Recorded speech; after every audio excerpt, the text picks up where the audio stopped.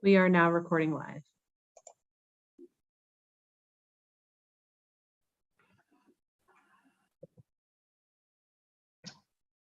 We will wait until 9:30 officially.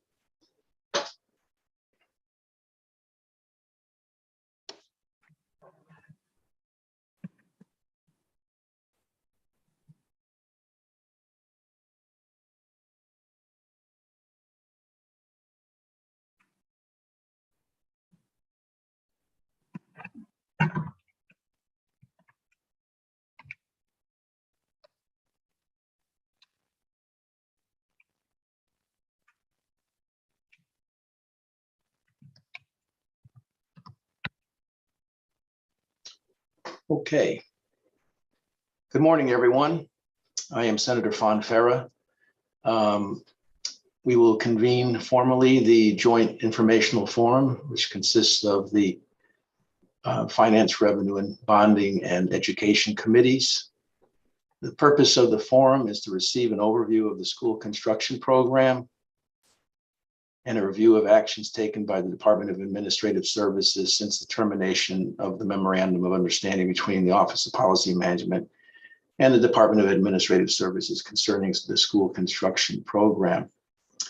At this time, we'll receive remarks from the chairs and ranking members, and we'll begin with Chairman Sanchez, Chair of the Education Committee. Thank you, Senator Fonfara, and good morning, everyone.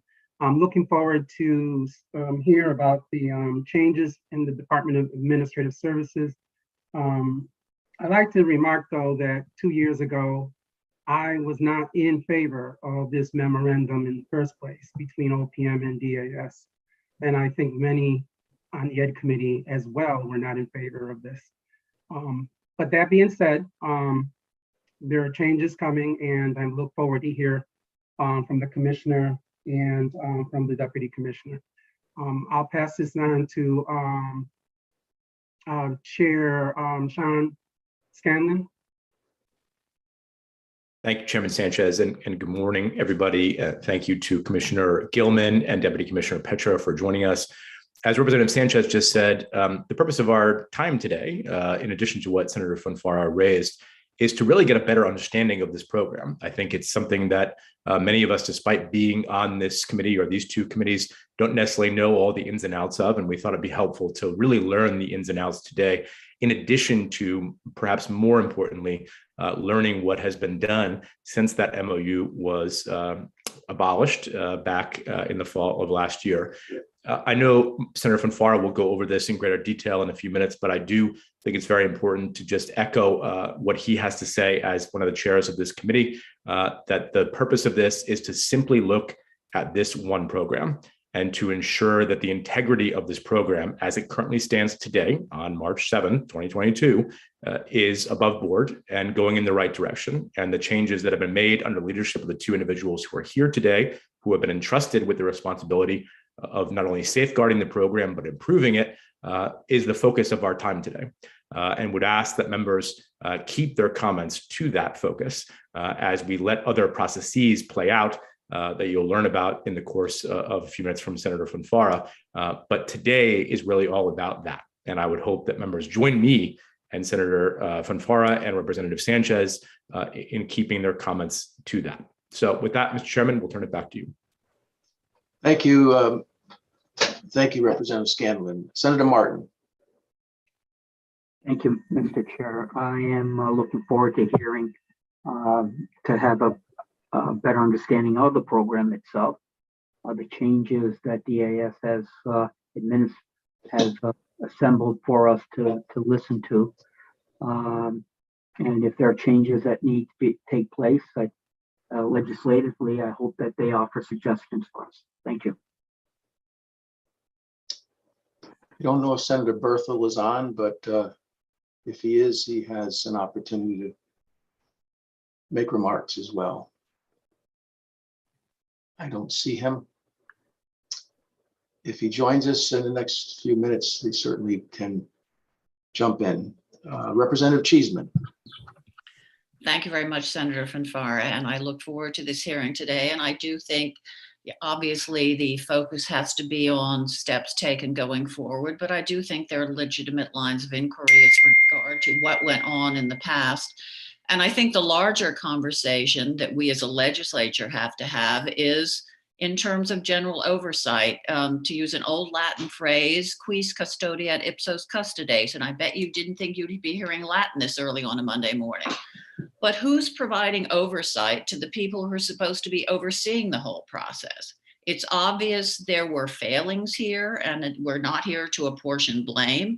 But I do think we as a legislature owe it to the people for whom we are the ultimate stewards, the taxpayers, to look at how this process happened and to talk about how it never happens again, whether it's in this department or other departments, because I do think we have a role to play in ensuring that the taxpayer dollars, which is at the end of the day what we're talking about, are spent in an appropriate, above board, and transparent manner. So with that, I look forward to today's hearing, and I thank you very much for allowing me to make these remarks.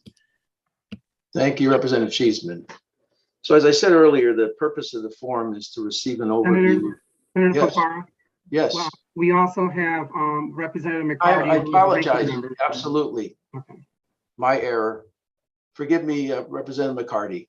That's You quite have all the right, floor. Senator Fonfara, and thank you. I'd just like to say good morning to everyone. And I'd just like to express that I'm very grateful that we're able to have this hearing this morning. I know we want to find out what we can do to help move the process, to understand what happens after it leaves our committee, the priority committee, and find out what new steps we can take to ensure that everything is being done according to the process. So I'm very excited to hear from the commissioner and the deputy commissioner this morning. Thank you, Senator Fonfara. Thank you, Representative McCarty.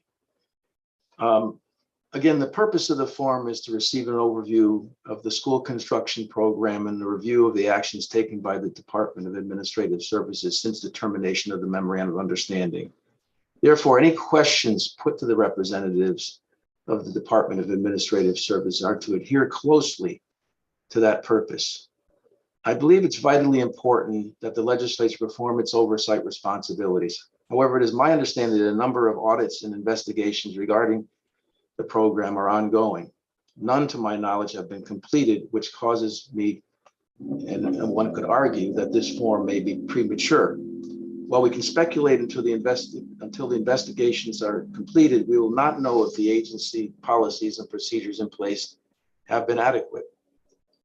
However, irrespective of the findings of the audits and investigations into the school construction program, we must examine the sufficiency of the tools and the will of the legislature to perform not only its responsibilities to address any inadequacies in administration policies and procedures ex post, but more importantly, to identify and correct them ex ante, that is, before they occur. In terms of allotted time for the speakers and members, we'll allow a maximum of 15 minutes each for the acting commissioner, Gilman, and deputy commissioner Petra. Speakers may combine their time. Following their statements, to allow as many members to ask their questions as possible, individual member questions and the answers combined will be a maximum of 5 minutes, and the committee administrator will enforce that policy.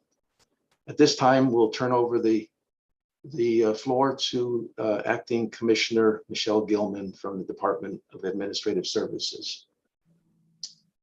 Commissioner. Good morning, Senator Fonfara. Good morning to all of our distinguished leaders of the Finance and Education Committee, chairs, ranking members, vice chairs, and all of the members of the Finance and Education Committee for joining us today. By way of introduction, I am Michelle Gilman, Acting Commissioner of the Department of Administrative Services, and I am joined by Noel Petra, who is the Deputy Commissioner of Construction Services under our agency as well. And I believe many of you are familiar with Noel. And obviously I'm more of a newcomer to the agency, but know many of you as well from previous service with the Department of Administrative Services as Deputy COO and through previous roles. So good, again, good morning, and appreciate the time that you're taking this morning to hear from us about our school construction program, and then again, the efforts that we've taken since the program moved back to DAS in late October. So as Senator Fonfara and Representative Scanlon indicated, we thought it was prudent to provide a brief overview of the school construction program as it's in operation today, and then to talk about the steps that we have taken since October to restore confidence in the program and to also expand upon transparency for the program as well. We've also, as it was noted, taken a number of steps to perform and to begin the process for several different layers of audits and other procedures and administrative reviews since the start of October, or the end of October, I should say. So we'll go through that as well. And then to close up our brief presentation, we'll also talk about some additional steps that we hope to take in large part in partnership with you, including some legislative proposals that we have before the legislature. So we'll be conscious of our 30-minute time, and Noel and I will work together to present this overview and then take questions following. And I want to also acknowledge that John McKay from our office is on and will be helping us with the slide deck. We have also sent the full slide deck to the committee for your review after this presentation. So without any further ado, we'll get started. Next slide. Great, so this is again just a review of what we're planning to provide to you today, an overview of the school construction program, steps taken by DAS since beginning of November when the program came back to DAS. And then we'll talk about those next steps. And then at the end of the deck, we will not go through this, but there are some appendices relative to some statutory references on the program and some other deep data and information regarding the program. Next slide. And next slide. So this is just a brief organizational chart, just a snapshot in terms of how the school construction program is organized under the Department of Administrative Services. Overall, DAS houses numerous programs, including those dedicated to human resources statewide, technology through our BITS program, formerly called BEST.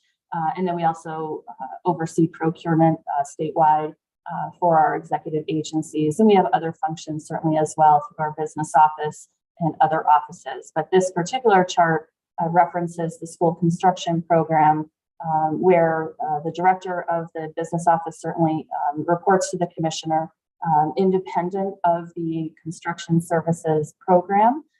So you'll see the deputy commissioner under real estate then also has purview over the Office of School Construction Grants and Review. And then within that office are two separate units, one for Office of School Construction and Grants, and then the second component is Office of School Construction Plan Reviews. So two distinct units there, obviously work together and in collaboration with the director. At this time, the director position is vacant, and we are currently in recruitment for that position. And then just going back to the business office function, I do want to make mention that that is a separate office function within DAS, and we have placed the Office of School Construction and Grants Audit Unit independently under the business office, where previously when the program was in OPM, the audit unit was part of the overall school construction grants program. So we've made a very conscious effort to separate out the audit program from the actual programmatic functions of the school construction effort. Really, again, to keep those separate and distinct and to have different reporting structures.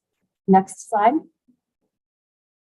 And now I'm going to ask Deputy Commissioner Noel Petra, who's really the subject matter expert, as you know, on all things construction and certainly our school programs as well.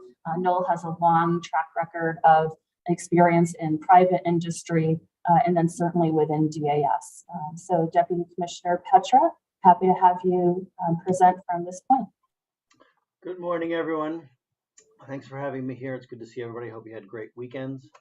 To give you kind of the big picture of how the school system works is that within each municipality, their districts will do what hopefully is a long-term plan for all of their schools, prioritizing one school versus the other based on need and demographics, construction, basically the whichever school needs the most work first, however they would like to prioritize, and then the school is responsible to put together all of the relevant information like construction costs, the demographics, etc. We have there's a whole list of there's a checklist, a whole list of things that each district needs to do prior to what is then their submission to DAS, to the Office of School Construction, which happens on June 30th. Prior to that, it's really a matter of hiring the right consultants, getting the information that's required, processing it all into a package that we can then review and give you some feedback on. Just to go over a couple of things that came up in the last few months. This is not the time. This is the time when the schools decide what they need based on their student population. This is not the time for OSCGR to be saying you need this and that. It is not the responsibility, nor do we have any authority within OSCGR to tell the districts what they need, how they need it, how they should build it, etc. We have statutory requirements, and as long as the school districts fit within those requirements, it is up to the school district to decide what is the most appropriate for their school. For example, the site location, whether it's 1 or 2 high schools, et cetera, and so forth. Those are all up to the municipalities to decide on their own. That has not always been the practice in the past. We're not talking about the past, but going forward, that I want everyone to understand that it is up to the municipalities to make their own decisions. Once we go through that, OSCGR takes a look at the package. Usually we're working with the school systems when they have questions. They'll call us and they'll say, what about this? What about that? And we spend a lot of time trying to help them through the process. Once we get the application, we go through it. Again, we come up with questions. Some things aren't compliant and we send it back. There's time for the municipalities to make some changes and clarify things for us. But basically, the town is responsible for all the pre-app. The town is responsible for the decisions. The state is responsible for making sure that the municipalities comply with statute only. And once that's all packaged together, we put it into a priority list that OSCGR first presents to Michelle and the commissioner, and then we give it to the governor for the governor's review. And then once the governor's comfortable, then it goes out to you all, and you guys get to see, okay, this is what we're working on, this is what's happening, and then you can make the final decision, yes or no. And it's a pretty robust system. Next slide. So one of the first questions we get from every town is what is eligible for reimbursement. This is set out in statute. This is not a subjective situation. This is objective. It is very clear. So new facilities, whether you're going to buy sometimes municipalities want to buy an existing facility and renovate it to meet their needs, or they want to build a new facility, or they want to reuse one of their existing schools to renovate it as new for use again as a school. If in that plan a municipality needs to buy more land, of course that site acquisition, as long as it's compliant with statute, we will reimburse for our portion of that acquisition. Major expansions and alterations. So if a district has increasing population, or they have a particularly large class, or however their demographics work, if they need to expand, or sometimes if they need to reduce the size of the school, or if they just want to make other alterations, that is included as long as it's compliant with statute. Code updates. If you have an older school that has some elements that are not compliant, that is also covered as a reimbursable. We want to make sure that you're ADA compliant. We want to make sure that your code all of your code, your schools are code compliant and safe for the students. Roof replacements. This is one of our most popular programs. Roofs come and go. They have usually about a 20-year lifespan, and roofs are critical to keeping a building safe and occupiable for a long time. So, we prioritized roof replacements as a reimbursable expense. They have to be 20 years old. We have a whole process for it. Again, the district is responsible for the design, the procurement, and the determination of whether or not the roof needs to be replaced at that time. And as long as they're compliant with our statutory requirements, we will reimburse for that. Portable classrooms, purchase and installation. Of course, if there is a need for portable classrooms, for example, and often this is done as a logistics thing for a construction project. If you need swing space to put the children into portable classrooms, we consider that. There are other times when schools need portable classrooms. All of that, as long as you meet the requirements, are reimbursable under the statute. Indoor air quality. So prior to this year, when everyone's talking about new programs for indoor air quality, there was one opportunity for reimbursement for indoor air quality, and I believe it's only occurred once. And that is when the air quality is so bad that the Department of Public Health steps in and cites the school and basically says, it's not safe for occupation. And then, of course, there's other costs reasonable and needed to fulfill the above projects. So, for example, if you do an expansion, you put an addition on a school, obviously, the addition, your portion of the addition is covered, but the demolition to open up the addition into the other school is obviously covered. So any like miscellaneous work that needs to be done to accommodate the bigger project, it's all listed out, but there are many other costs that are included. Next slide. All right, what is not eligible? So, routine repairs, maintenance, and replacement work. It's up to the municipalities to maintain their buildings once they're built. There's nothing in the statutes that allows for reimbursement for repairs, routine maintenance, and replacement. We get a lot of questions about this, but let's be clear, it is up to the municipalities to maintain their buildings. Off-site work. So some examples of what off-site work are. If you need sewer upgrades to accommodate the larger school, if you need to upgrade the roads and the street lights, etc. Anything that happens off of the property as a result of the work being done for the school is called off-site work, and we do not get involved in that. That is not allowed within the statutes. Work not authorized by OSCGR. So as we said, there's a robust application process that will give you an authorization for a grant. That is a very specific authorization. If the school district adds work that is not included in that authorization, we will not cover it. It will be either we'll catch it up front or the auditors will catch it later, and there'll be a clawback where the municipality has to return the money to the state. So we're pretty strict about this. We prefer to catch it ahead of time so that the district's not surprised later.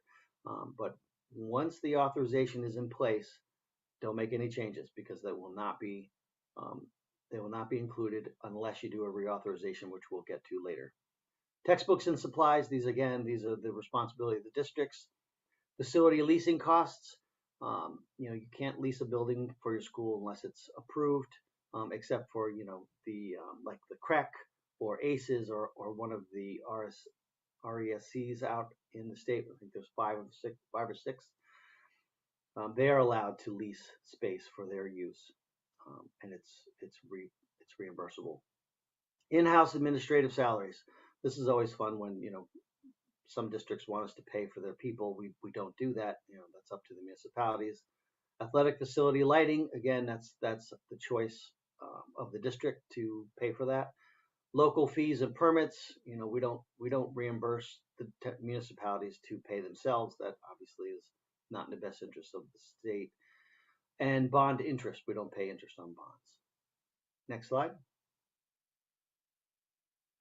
So an overview of the process. I got into this a little bit before, but the way that it happens is each municipality puts together a plan on how they want to renovate or build their schools based on their need, based on their decisions, based on their preferences.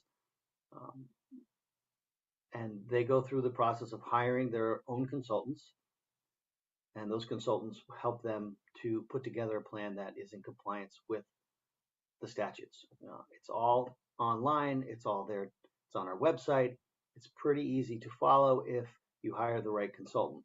I would like to recommend that you also, as a municipality or as a district, have legal review. It's important to understand this is statute based. Make sure you have legal review on your team so that you're not surprised when we turn around and say, well, that's not acceptable. Once all of those decisions are made, your team is together and you put together your information, then you submit an application to us. We review it for compliance. Usually there's some back and forth answering questions and confirming things, and we'll say this, this isn't compliant, or you need a little more information here, or your costs are too high, or your square footage is too much, and we try to weed that out with the district as early as possible so that it's nice and neat as soon as we can. So we're not doing this all at the last second. I can tell you that this last year there was an awful lot of struggle in the last few weeks trying to get some of these schools over the finish line before we had our priority list done. We're going to do everything that we can to have that worked out as early as possible in the fall as we can, so that we have time to work with the stragglers or the last minute problems. It's too much work to try to put this together in November and December. All right, so the application is submitted. We go back and forth. You get the approval, and then the responsibility is up to the local authorities. So each town or each district, they have to look at whatever their procurement requirements are and make sure that they're in compliance with the state procurement requirements for the OSCGR money. And then you put it out to bid yourself. You're in charge of that. The municipalities do that themselves. The districts are in charge of that themselves. OSCGR does not have any feedback into that process at all, other than to make sure that you're compliant with state statute, period. That's all up to you. It's completely under your wheelhouse and your authority.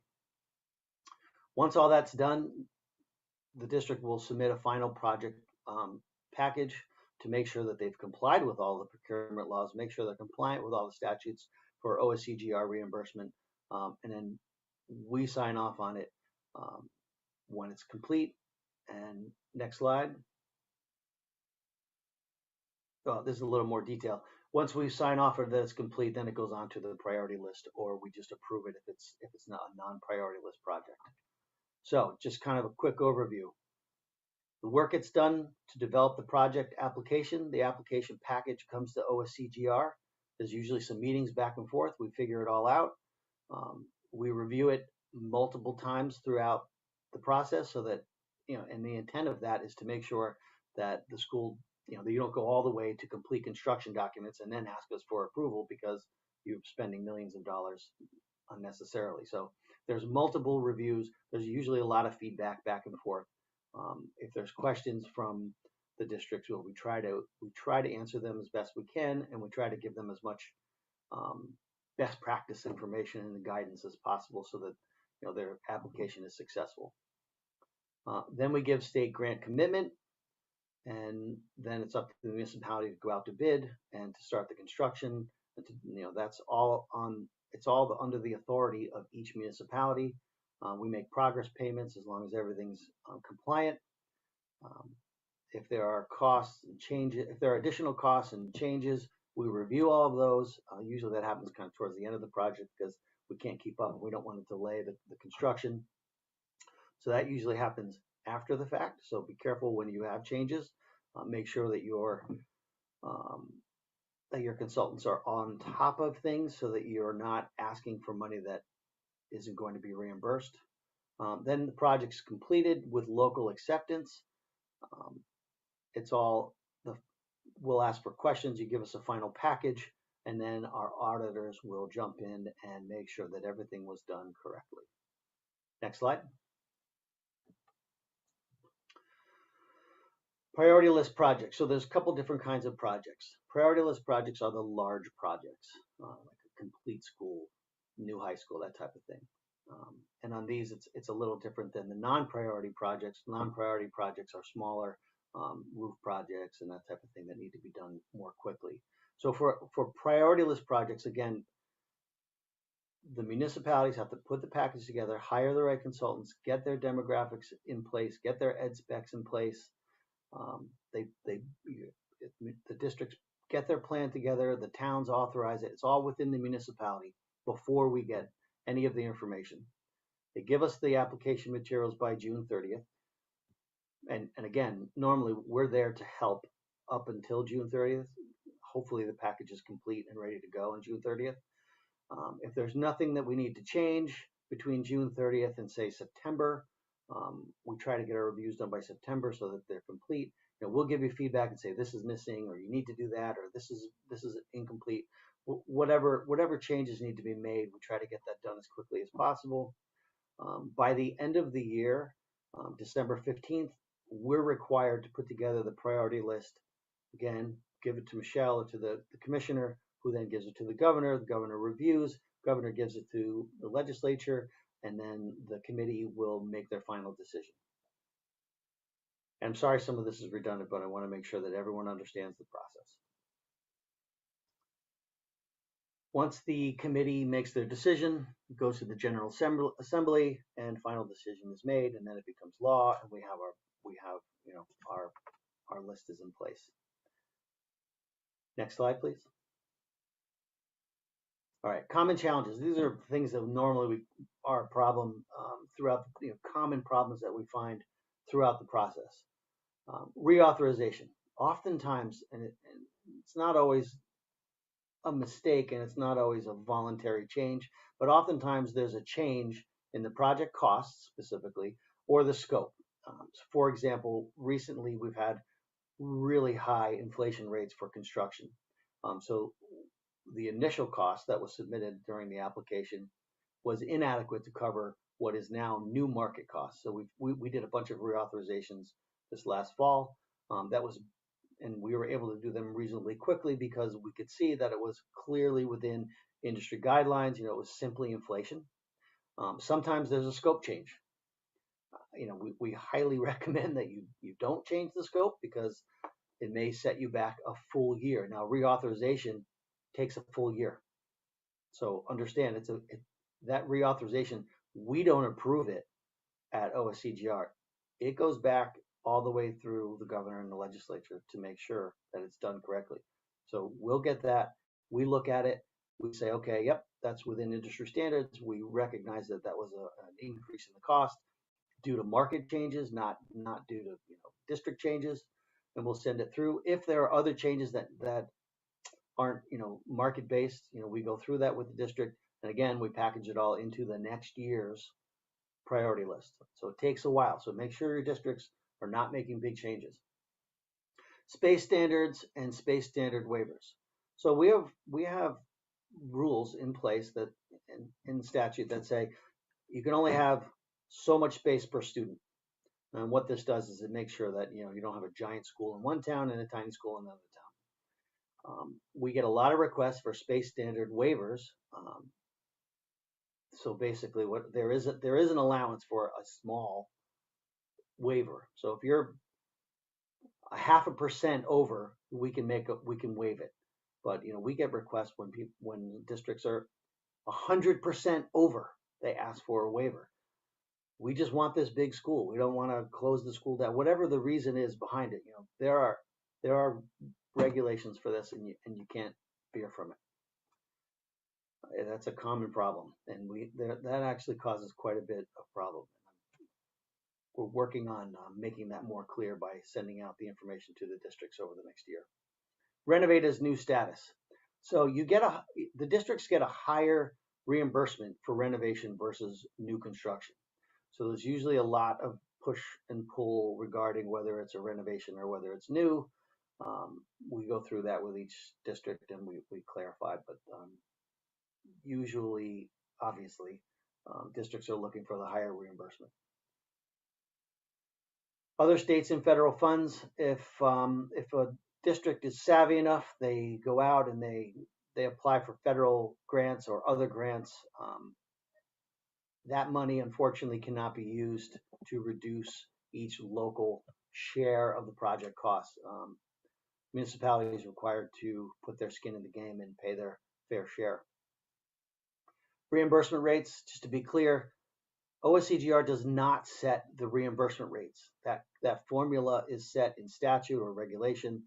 All we do is recalculate it based on information provided by the municipalities on a regular basis. That again is authorized by the legislature, but it's not a subjective process at OSCGR. We are the managers. We do not set the actual rates. Next slide, please. Next slide, please. So what have we done so far? It's been a long 4.5 months since we took over. First thing that we did was we went out to all the different districts that we're currently working in for this year's priority list. We went through everything that they were working on. We tried to tackle any of the problems as well as we could to get as many of the districts across the line as possible. There were some districts that simply weren't compliant, and we didn't have enough time to get them across the line.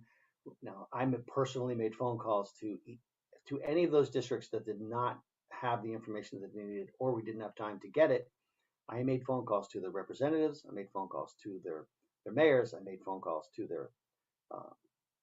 their superintendents and any other leadership that we knew would be interested. When we made the call and we said, "Here's a problem. We need your help to get this across the line." We did everything that we could, given the confusion this year, to help as much as possible to get these schools over the finish line. We've gone through all of our policies, or most of our policies, and we continue to go through our policies to look at each of them one by one and make sure that they are strictly in compliance with the statute. We have found problems. We have rewritten or eliminated policies, procedures, and parts of our system that were not strictly in compliance with statute and regulations. It was a lot of work to be doing while we were trying to do everything else. We feel like we've made a big change and big improvement in our policies and procedures, and now we'll go out and we'll make sure that all the districts are aware of the changes, and so that everything goes more smoothly. One thing that has come up, as we've all seen, is that some districts had hired more than one owner's rep. We have clarified that is not allowable. We will not, let me rephrase that. Municipalities can hire as many owner's reps as they feel is necessary. OSCGR will only reimburse for one. So again, we're only talking about, whenever I say is allowable, that just means within OSCGR reimbursements allowable. We've had meetings with dozens of districts, dozens of legislators. We've gone through so many meetings to clarify, answer questions, to try to help. We've been working with different districts on special legislation to try to guide them into the right direction. We're trying to do everything that we can, given what's going on, to make it as easy as possible for districts to get the school work that they need for the children in their towns. It's important. It's a critical part of what the state does, and we're doing everything we can, working all week long, including weekends, to do whatever we can to help. And one thing we have coming up that we've seen be very successful in other parts of our work is we're going to do a yearly webinar or possibly an in-person forum with the different districts to give them, how to, this is how it works. This is what you need to do. These are best practices. Here's some commonly asked questions. And then to go back and forth and see if we can find improvement. So it's going to be a very interactive process going forward. Next slide.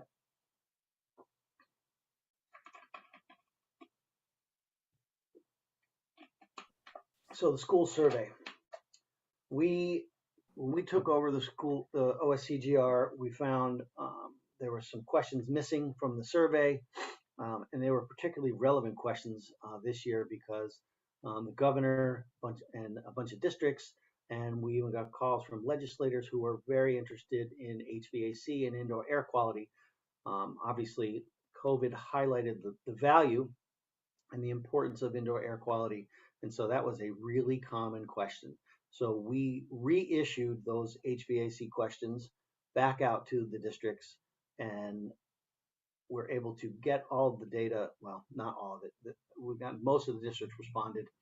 We took all the data, we put it together in a raw, understandable format, and then, of course, we provided it to you for your use and your review.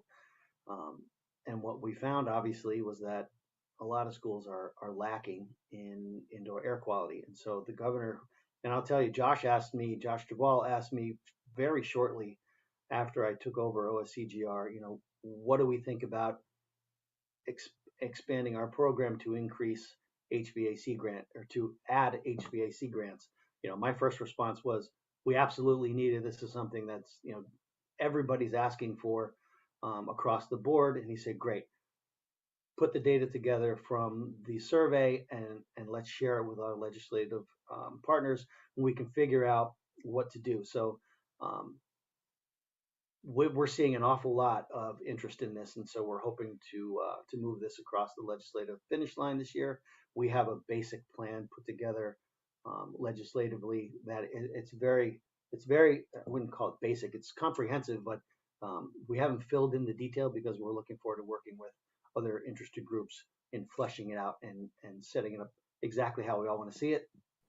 But the governor's allotted $90 million, which is an excellent start to this new program. And I think, honestly, each district is going to really feel the benefit of this. HVAC is not one of those things that it's not a sexy new renovation. It doesn't excite anybody.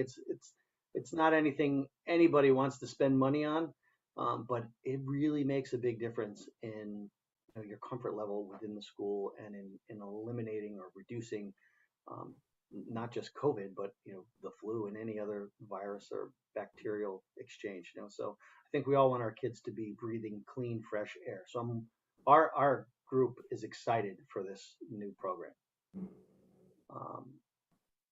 And again, and just as a good point, so we're partnering with every stakeholder out in the state. We want to hear from you. We want to talk to you. We want to work with you on filling in the details of the program. And just as an added benefit, we're talking with DEEP, and this is kind of a two birds with one stone type of thing. Not only do we increase our indoor air quality by renovating and improving HVAC systems, but we're also reducing our carbon footprint and increasing our energy efficiency significantly. So HVAC is really a good program. I'm glad that we're moving forward with it.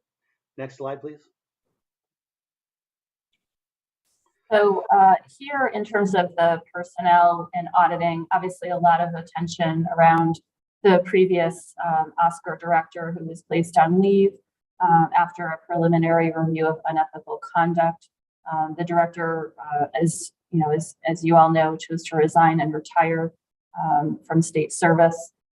With the Oscar team returning to DAS from OPM, we've now begun the recruitment for a new director to obviously support Noel and his team. Right now, Noel is obviously playing two roles, both as the head of the full construction services team and then also serving as the director at this point for the program. So we're hoping to provide him for some support sooner than later, given all of the different priority and non-priority projects taking place across the state, of which there are upwards of 100 at any given time, if not more, when you look at the additional scope of work for the program. And then again, there's been a number of reports around the different audits that our team is undertaking at this time. We have an internal audit team under our business office that is continuing to review the records that came over from OPM. So that continues to occur since the November timeframe. And again, we separated out that audit team from the school construction team to really provide some separation between the audit versus the programmatic function of the school construction program. So that's, I think, important to really point out to ensure an independent function there for our audit group.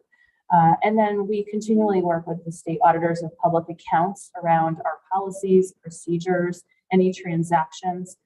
As you all know as well, each agency across the state generally has embedded state auditors in its agencies. We're no different, and we have an excellent collaboration with our auditors, but obviously very respectful and independent process there as well, and recognize that the auditors are under the legislature's authority. So those auditors continue to work with our business office and all of our departments and divisions to look at policies, procedures, and again, any records that we have on a regular basis. And that occurs every day, not just for the school construction program, but for all programs that GIS and other executive agencies perform.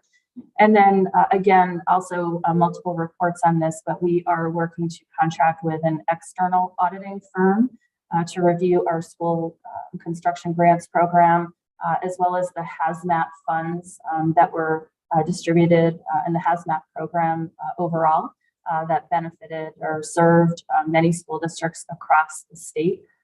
And that audit will take place within the January 2018 to December 2021 timeframe, and will be a comprehensive review of different processes and reports from that. So the vendor should be announced this week. That's our expectation, and we will certainly share the information as that comes to fruition as well in terms of the choice of that vendor. But we expect that work to start very quickly, and our the initial reports should be complete by the end of April.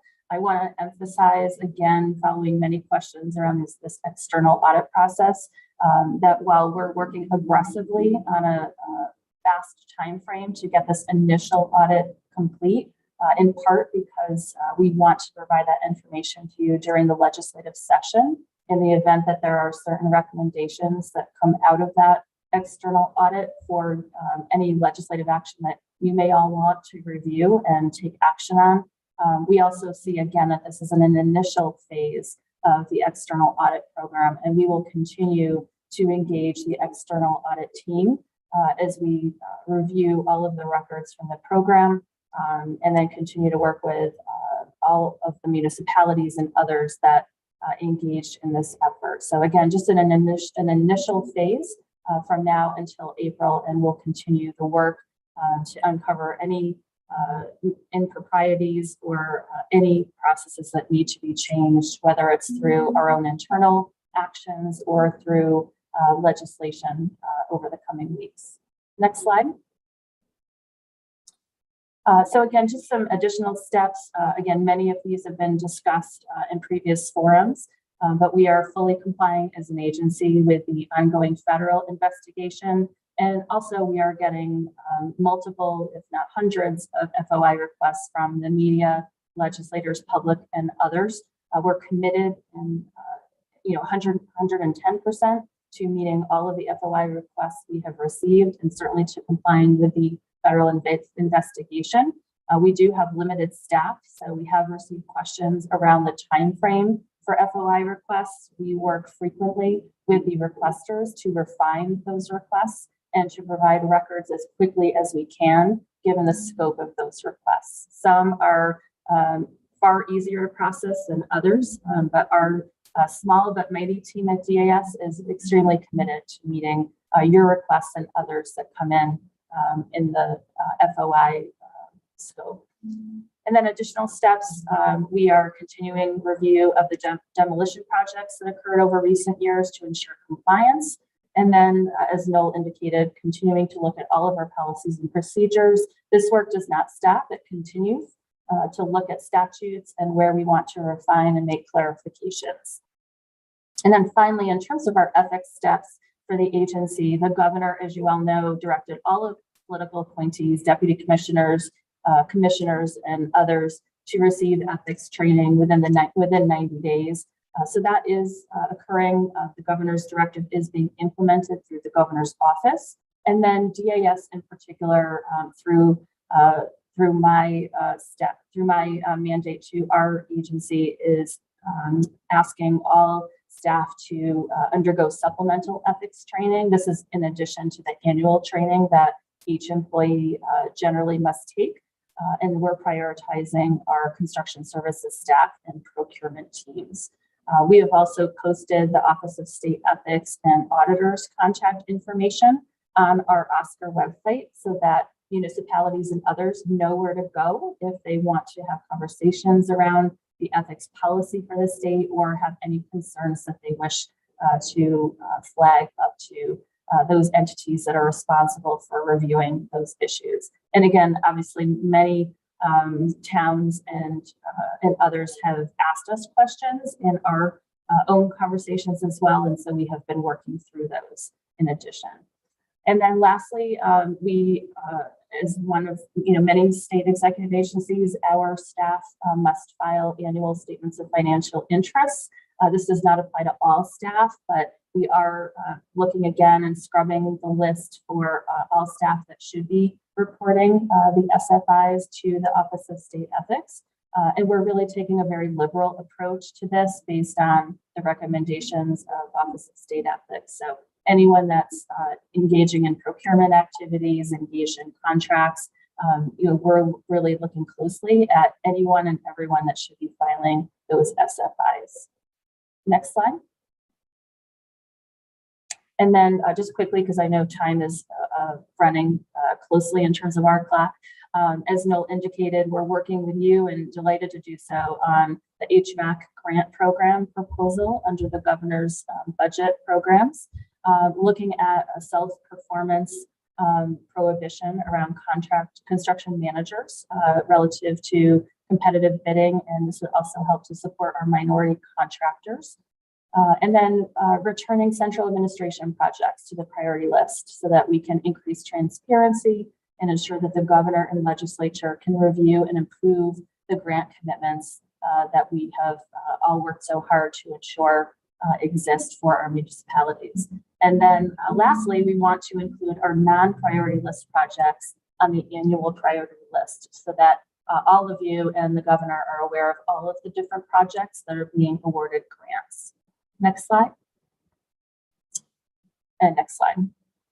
And then just quickly, this is really a summary of our commitment to you, not only working with you on some of the legislative programs that we've discussed, and there are others as well, but we also want to continue to work around the school survey so that there is strong communication with you and our municipalities around those survey results every 5 years, and to also ensure that our schools are responding to those surveys. That unfortunately has been an issue. Understanding resources are slim at the town level, but identifying ways that we can continue to communicate with our schools and get the information we need to work in partnership with them. And then goes without saying that through all of this effort, since the program came back into DAS, really committed, as is the governor, to working with you and with our constituents, with our towns, with our schools to ensure the highest ethical standards, transparency and efficiency around the program, recognizing that together our mission is really to support our towns, our schools, our students, and to provide them with the best schools possible and resources through the DAS program. And with that, I think the next slide is really engaging in your questions, and really, again, want to appreciate the opportunity to speak before you and the other members of the committee here, and also to engage in any questions that you may have about the program that we're operating here, and then any other questions around the steps we've taken since the November timeframe. Thank you so much. Thank you, Commissioner, very much for your presentation, and to the Deputy Commissioner Petra as well. I'm sure people will inform the chair of your interest in asking a question by the usual raising of hands. But I have one quick question, and that is, you and Noel went on extensively about the review and your continuing review of policies and procedures for the school construction program, and I appreciate that. But what I didn't hear is your review of the auditing procedures and who and how auditing is done of your organization and specifically of the school construction program. Can you speak to that, please? So I absolutely can, and thank you for the question. So to clarify, when we talk about the processes and procedures of the school construction program, we are referring to the audit procedures as well. When those functions were moved back into the business office, our chief financial officer, who has extensive experience not only in budgeting, financial systems, and auditing, she has a full staff under her that do this work on a regular basis, and again, work in partnership with the state auditors of public accounts. So we are working to look at all of the auditing functions of that program and ensuring that there is full compliance with the statutory obligations and the regulations associated with that program.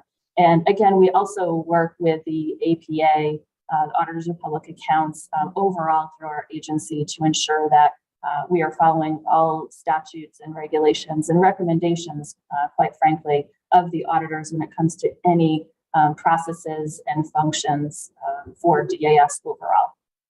And I do want to point out as well that the auditors are very much aware, and we have been working hand in hand with them about the external audit that we have gone out to contract on. They're, they have approved that process, and we will be working with them closely in terms of the findings that come through that audit, and the information that we're sharing back and forth will also be shared with them. And just to add to that, Michelle, one of the first things that we did when DAS took OSCGR back over was to remove the internal auditors from OSCGR and put them at an arm's length distance over in the business office. And then we followed up with a meeting where I made it very clear to them that they no longer had any reporting to me or the director of OSCGR at all. Nothing. They don't. All they do is ask questions of OSCGR pertaining to their audits, and that's it. It's just an exchange of information pertaining to audits, and never again will they ever report to the director or anyone else in OSCGR. And if any problems came up, if there was any question that made them concerned or any concerns at all, they were to go directly to the commissioner and not to bring it to me, go straight to the commissioner. So they know that they have a direct line directly to Michelle. And thank you for that. But my question is more to whether or not the current auditing procedures or the entities auditing you, whether they're internal or not, are sufficient. That's my question. So when you talk about the external audits that we're going to be undertaking with that vendor, they are actually going to be reviewing the audits. So it's an audit of the audits. So to be clear, that will be an independent practice taking place with an auditing firm to review our internal audits moving forward. So I hope that helps to clarify.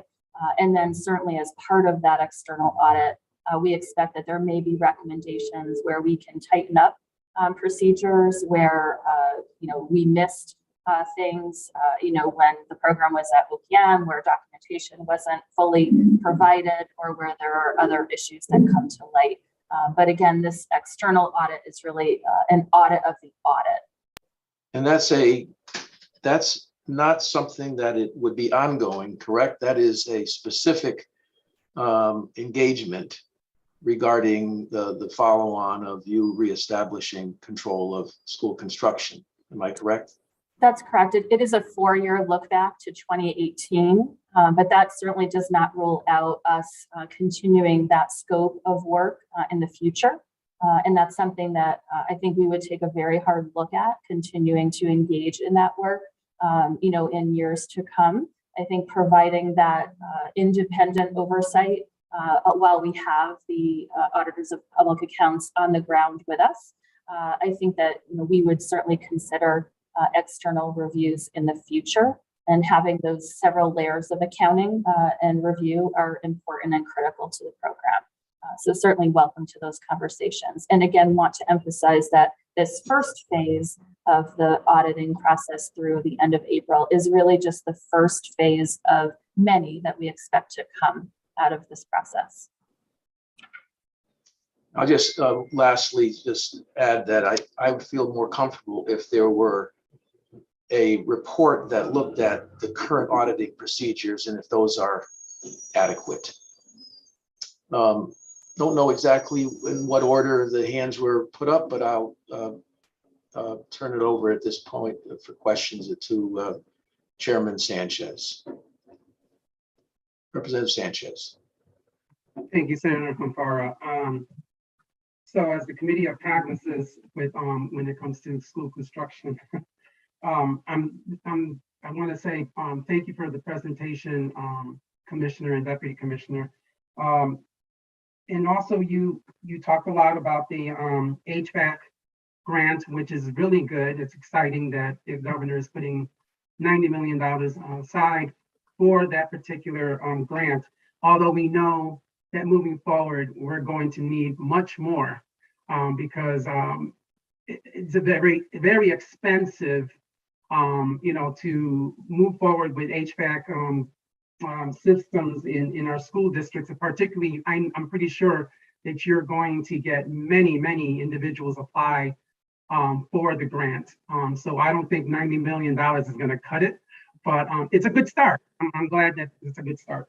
One of the questions I had was in regards to when you talk about oversight of projects, particularly in school districts when they're constructing a school.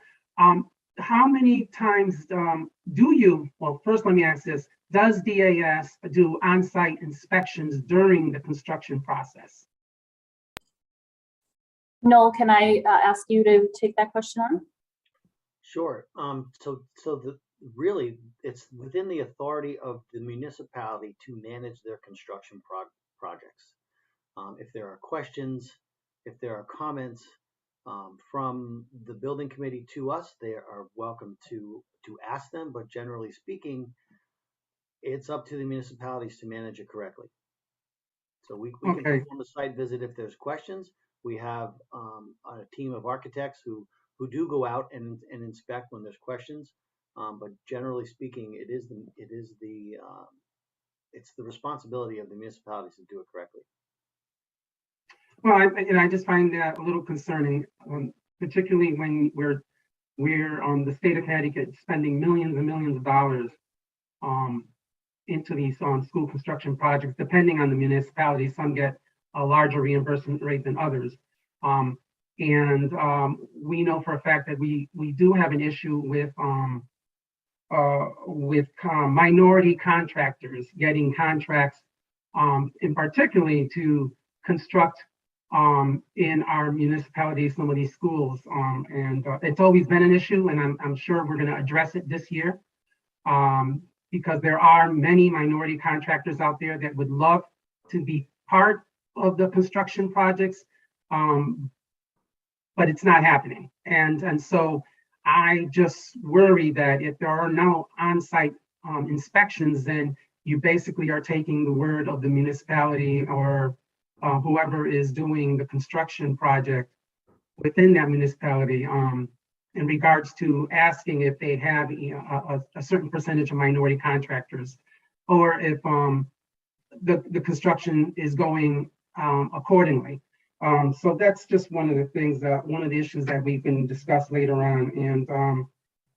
And I think that's it. That's all I wanted to share. I also wanted to say that the Ed Committee has a meeting at 11 o'clock. So I'll be on till 11, and then I have to move on to the next meeting. But thank you for your presentation today. So, Representative, I'd like to just comment on some of your concerns. So, we do OSC, the Office of CGR does a very, very detailed review of the architectural plans and specifications to make sure they're compliant with our regulations. After that, you have building inspectors, you have architects, you have engineers, you have construction managers, you have all of those people, those professionals, those experts who are managing the project, I can understand why you would want the state to go out and inspect, do a site visit, but I can tell you with almost 30, God, I'm really old at this point, with almost 30 years of experience in construction, a site visit will not show you that everything is going correctly. It's not enough. It has to be up to the municipality to manage their projects correctly. The state cannot, without grossly expanding our office, manage a process like of that size. A school project is huge. It's an enormous process. So we do upfront authorization. We then rely on the municipality, and then we audit. But I would be very concerned if we were trying to continuously expand the responsibility of this office. As you can see, it is very difficult to manage already. And I think that we need to continuously make sure that the municipalities are bearing their own responsibility and running their projects properly. I mean, most of the districts have quite a bit of their own money in the game, and I would think that they would be responsible to manage that correctly. But thank you.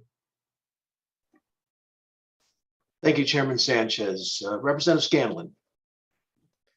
Thank you, Mr. Chair. And I will be brief because I see many hands and we have some folks to get to, but I do want to take the opportunity to ask two questions. But before I do that, I just want to thank the commissioner and the deputy commissioner for their time today and for their work. Obviously, in watching that presentation, you can tell how much work they are actually doing in the last few months to safeguard this program and preserve the integrity of it. And I think you both should be commended for doing that. It's not an easy task and certainly not an easy situation to step into, but you both clearly have handled it very well. And I think it should be noted in that regard. To the commissioner, obviously the position of director is vacant. But going back to Senator Fanfara's question, I think that safeguard that you put in place by removing it to, or moving it to the business office is great. My question is, does the CFO of the business office report to the director after audit problems are found? And would they report a problem to that individual, or would it go directly to you as the commissioner of DAS? Thank you, Representative. An excellent question. And first of all, thank you for the words of confidence on the program. Obviously, this, the last few months have been very challenging for our program staff. But we're up for that challenge and to continuing to work with all of you as we restore confidence and transparency around this program. I also do want to take a moment to thank our DAS team for preparing for this hearing. There's a lot of team behind the scenes that have helped not only to get the work done over the last few months, but also to provide the answers for you today. So with respect to your question, the CFO and the business office report directly to me. And so those audit results, I imagine, will come to me. But then also, given the impact to the school construction program, I expect a collaborative approach working with Noel and his team as those findings come to light. Those findings would also be public. It is a public audit in our minds. It's being paid for with public dollars. And so we would certainly provide those findings to you, obviously to the governor's office and to the auditors of public accounts as well. So we expect to have full transparency around those findings to provide additional assurances to all of you and the steps that we're taking moving forward. Thank you. And to Deputy Commissioner Petra, you had said that you had done sort of a thorough review and called all the districts, and you said you had found problems. How many do you think you had found, and were you able to sort of rectify those, or are there still some that are outstanding? So we found there were quite a few existing problems. Everything from the demographics weren't reported correctly to the costs were increased more than they were authorized for. And sadly, in some cases, the municipalities were promised higher reimbursement rates. We found everything from small issues that were easily rectified to large issues that we had to correct. Some are still ongoing. Some schools didn't make it to the priority list, and they still have work to do. So it was kind of ran the gamut. And are the two schools that were reported in the Connecticut Mirror last week, are they the only examples so far of schools in which they were promised a different reimbursement rate and then you corrected it, or are there more than the two that we've learned about in the press? Stanford also had a higher reimbursement rate promised to them. Otherwise, it was just those. And just to piggyback off of Noel's answer, I think as part of these continued reviews that we are doing and through the audits through the external process, there could be additional concerns around that. So we don't want to rule that out, but I think what we've seen to date are the largest issues uncovered in terms of those reimbursements. And just to comment on that, most of or all three of those municipalities were already basically aware that they were receiving additional benefits, and they were the general consensus was they were relieved to get it off the table. So we didn't really get any. Oh, I forgot. Hartford also had some reimbursement issues that we're working through, but most of the municipalities were aware and they were relieved to be in compliance, which was nice. Okay. Well, again, I won't take more time because I know our members have questions, but want to thank you again both for being here today and for the work you're doing to safeguard this program. Thank you. Representative Cheeseman. Thank you very much, Senator Fanfaren. Thank you both for being here today. And I just want to express my frustration with this process. I think, with all due respect to the chairs, I think there's some useful information coming out of here, but from my point of view, the most useful information was contained in the last 4 slides. And if I'm a taxpayer, if I'm someone watching from the outside, the idea that all of a sudden, they're going to, an audit is going to be done of an audit is going to be done of an audit is not exactly filling me with a great deal of confidence. And I suppose my first question is, so the inference seems to be that all of this started with the MOU that moved school construction project over to OPM from DAS. That obviously wasn't the case. There were long-standing issues. I've heard reference after reference to following the statute. This is in statute. Indeed, the whole school construction project, grant project, was supposed to remain in DAS. So going forward, DAS receives an MOU saying X is going to happen, Y is going to happen. How do we stop this MOU process? Because that, to me, appears to be a huge problem. So Commissioner Gilman, can you comment on that? I apologize, Representative, and I thank you for the comments and the question, but can you clarify your question around? Sure. If we're saying that it was this faulty MOU process that started all of this off, in a similar situation, how are you going to react if someone comes to you with an MOU and says, oh, by the way, we're moving X to Y? And I just want to know what you're coming in, you're the new broom sweeping clean, how you would address something like this, because this in itself appears to be a huge issue, and not just in your department. We've seen this governor's office put out MOUs, whether it's to the Dalio partnership or this new social ventures partnership, where there appears to be no oversight and no control. So the ball's in your court now. How are you going to stop this process going forward, or how are you going to weigh in on this? So with respect to the MOU, obviously the MOU around school construction with OPM and DAS was terminated right after the school director left the program in late October. So that MOU again was terminated immediately. In terms of future MOUs, under my leadership, under other agencies, working in collaboration with the governor's office and our legal teams as well, we look very carefully at all of the MOUs that come before us.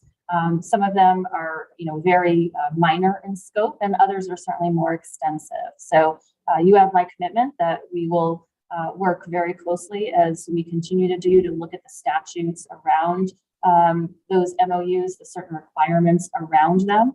And I can assure you with respect to this program in particular, that we intend to keep the school construction program in DAS. No intent to move it anywhere else for the foreseeable future or for many years to come. So I hope that brings you, some answers to your question. I hope so. And I would like that at the very least, we as a legislature, and again, the public and the press should have a right to know what in fact is in these MOUs as we go forward. And it does concern me that we had an MOU moving, school construction from DAS to OPM that on its face violated state statute. So I welcome your assurance that this kind of thing won't be going on again. Now, with regard to the audits, you said you've moved the audit unit over under the business office. What exactly are they tasked with in terms of, I running my children's museum, I have an audit performed, and basically they're saying you spent the money on X, you did spend the money on X. Here's the documentation backing that up. I mean, are they being tasked with, yes, you spent the money on X, looking at the school construction projects, you said you did, here's the documentation, but are they going to be looking at, oh, by the way, you actually shouldn't have spent the money on X because it was 3 times as expensive as person Y? How is that going to play out? Yes, and it's an excellent question, and thank you again for that. So yes, by and large, your statement is accurate. The audit team under the business office does look at all of the invoices, all of the different payments that a school district may have made, and we review those in accordance with the grant program overall. We actually hold back a certain percentage. I think it may be 11%. But I can get you those full numbers. We hold back some of that reimbursement funding from a school district until those audits are complete to ensure that we've had a chance to fully review all of those invoices and payments before closing out a construction project with the state program and then with the school district.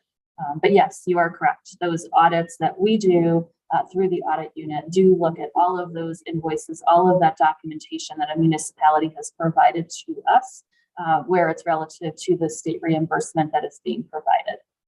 Sure. But I think getting back to my original point, you checked that, the check was made out to so-and-so, the invoices back that up, but how do you investigate the behind the scenes stuff where, you really shouldn't have given the contract to contractor X, you gave it to contractor Y, which is what I understand the problem with all of this going forward, that pressure behind the scenes. The numbers may add up, but how are you getting at, oh, well, this shouldn't have happened in the first place anyway? Are you relying on the school district to come forward? How is that going to play out? So 30 left. Please summarize. So that is where really the, again, the ethics training for our staff and then reinforcing the policies of our state agency really come into play to remind our employees that steering of contracts, alleged practices that have been in the news are not acceptable and do not meet ethics standards or the governor's standards, quite honestly, in terms of contracting and procurement. And so as anything were to come to light on any future issues, those would certainly be addressed. I do think it's important to remind the committees that the towns and municipalities, the school districts do engage and procure their own goods and services for school construction. The DAS team has a very limited role when it comes to the vendors and services that are provided. We do offer a master list of contractors that are certified and pre-qualified under our agency, but it's up to municipalities whether they wish to use that list or not. And just to add to that, Representative, we also require the districts to sign and certify that they followed all of their own procurement policies and the statutory procurement policies. So it's their responsibility to do the right thing. We can't possibly be involved in every single municipality's procurement process for their use of either the state contract or for schools. The municipalities have to be responsible for themselves. If we find out that something went wrong. I know I've come to the end of with all due respect, it sounds to me like you're blaming the victims here, and I find that offensive. But I will listen now. I know I've taken up my time. I will have some further questions if the chair will indulge me, and I know many other people have questions, so I thank you for your answer. Thank you, Representative Cheeseman. Representative Borer. Thank you, Chairman Fanfara, and thank you to both Noel and Acting Commissioner Gilman for being here. My questions are also about the auditing process. So the internal, I understand the role of the internal auditor, the state auditor, and now the external auditor, but it's the internal auditors that really audit the individual projects. And really that's supposed to be our reliance on that safeguard for an independent objective review of what transpired on the project. Can you talk about the timeliness of that audit? Because the feedback over the past year that I had received from individual municipalities is that there's a significant delay in when the project is completed versus when the audit begins. Can you talk to that? I'm going to have to get back to you around the specific timeline for that because OPM largely had those functions for the last several years. I'm not familiar with what their policies and timeline would have been. I can assure you that our team will work very quickly with municipalities to do those audits, but we also need to do them appropriately and utilizing all of the data necessary to perform those audits fully. And so, again, recognizing that towns are often, ready for those audits to be complete, we also need to look at the various priorities of that team and to ensure that they're done, fully and completely. But I can get you a specific time frame by which those audits are generally complete. It can certainly take some time based on the scope of, a particular project. I imagine smaller projects require less of an audit time frame. But again, for our team here at DIS, the priority will be having those audits done in a robust and full, complete manner. Thank you. So I know that you're recognizing that the actual audit needs to happen thoroughly, right? So that will take time. My concern is more that the audit doesn't begin until quite a long time until after the project is completed. I've heard that it can be up to a year before the auditors come in. So I think that's important for us to know how far behind we are in the audits so that we, as a legislative body, need to understand if we need to help support your team in making sure we catch up with those audits.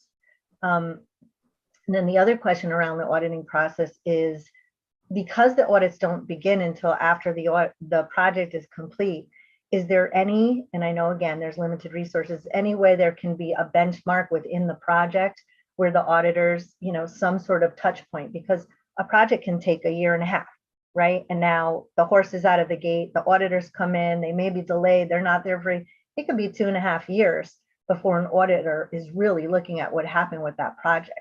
So how can we get the auditors more involved rather than a lengthy time frame after the project's completed? Again, this is an issue that I plan to delve into, quickly with the finance team. Again, now that that auditing program is housed here back at DAS, this will be a commitment from me and from our team to ensure that those audits are done quickly, but again, thoroughly, as you also pointed out. And if there are specific towns or other school districts where there seems to be, a disconnect or an audit is taking, far longer than we expected, please reach out to me and we will work to address any of those issues. I suspect that by and large, delays in those projects are, in part due to resources, but also due to the complexity of those audits and the paperwork, the invoicing that would be required for a school district to get back to our state team. But I'm happy to continue to look into specific timelines and to work with you and all of our legislators around best practices and faster reporting timeframes. Thank you. And just to add to that, we've gotten back from legislators, municipalities, and even from our internal staff that our audits were taking a while. So I know that the business office, we passed that information on to the business office. They've already got it on one of their priority lists to try to improve those turnarounds. It's already, as Michelle said, they're already working on it. Okay. The other reason it's a concern is to your point about the 11% holdback.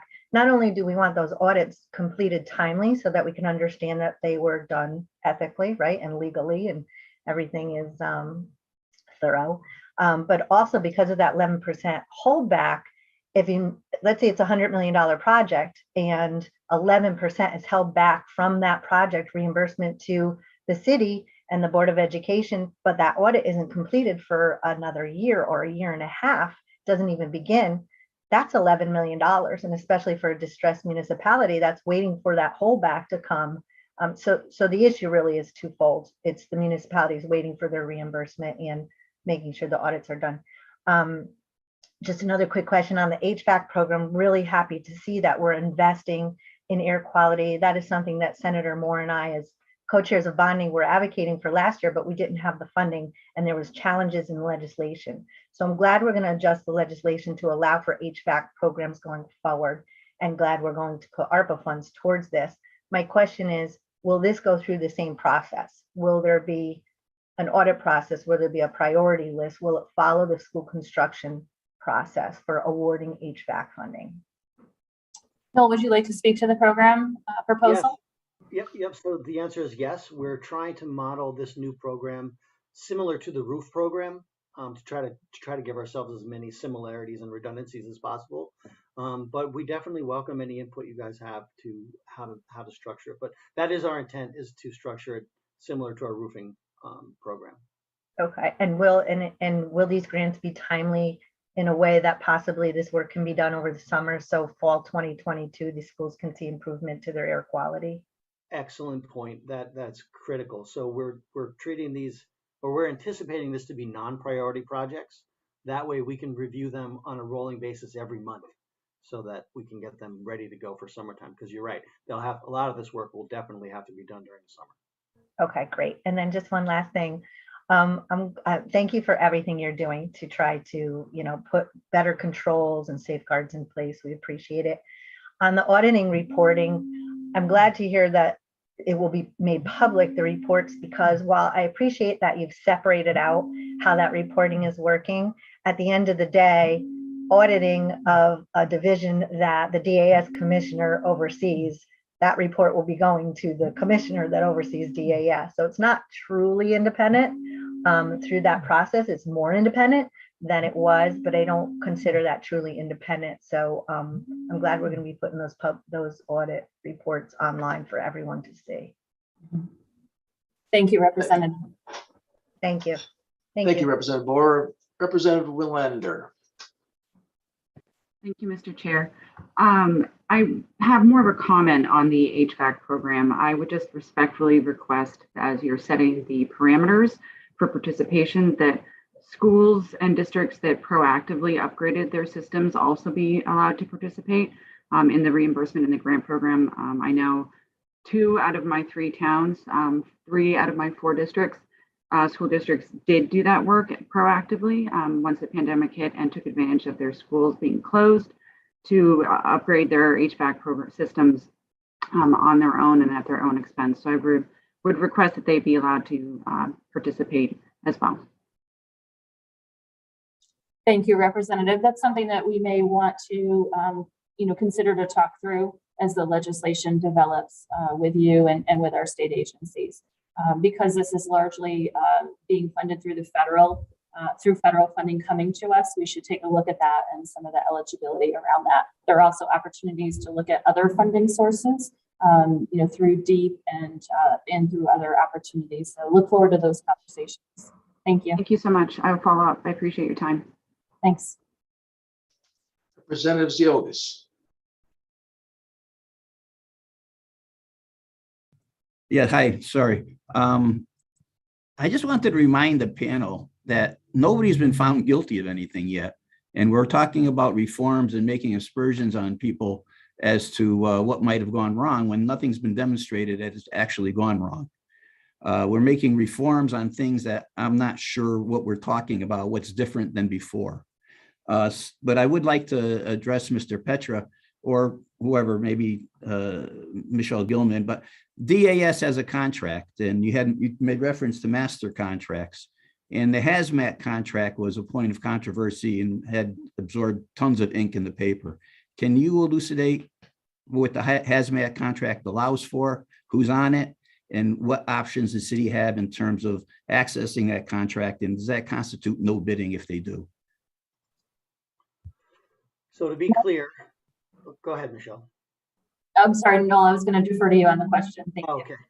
So to be clear, that the state contract is developed through a bidding process, through a competitively bid process, through DAS procurement.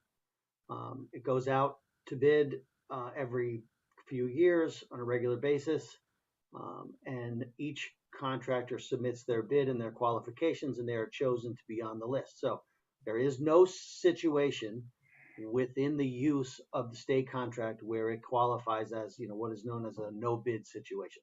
There is a bidding process up front. And so we pre-qualify them and establish their unit prices and their labor rates.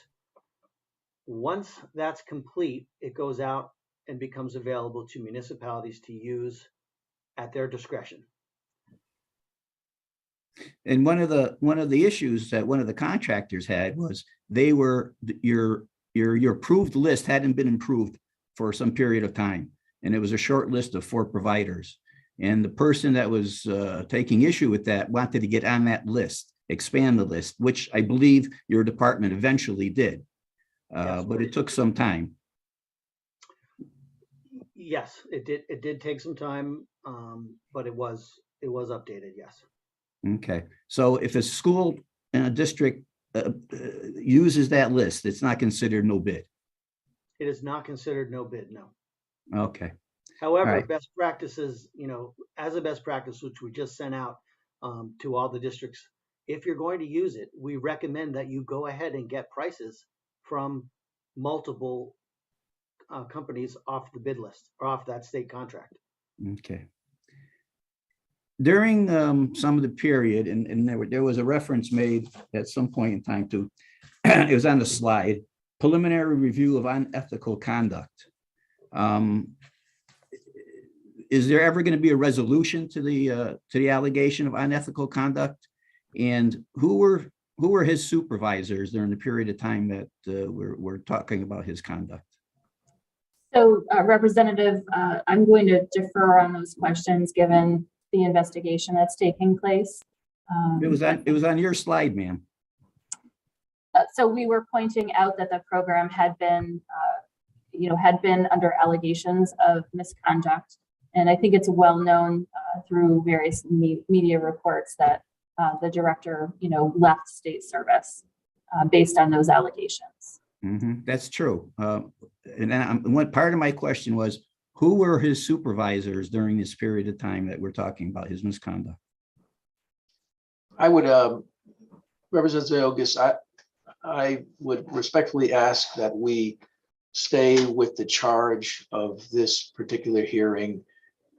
Your questions are not inappropriate in general, but with respect to this particular forum and what was agreed to as to our charge, I would ask that we adhere to that as closely as possible. I know nothing is black and white, but I think your question is better served or suited to be asked in another forum, which I think would be perfectly appropriate, but not for this one here today. Well, if I may push back just slightly, some of the people that are making the statements about reform are the same people who were supposed to be in charge. So I have to ask, what's different and why? But I'll withdraw my question. Thank you. Thank you, Representative Ziogas. It's appreciated.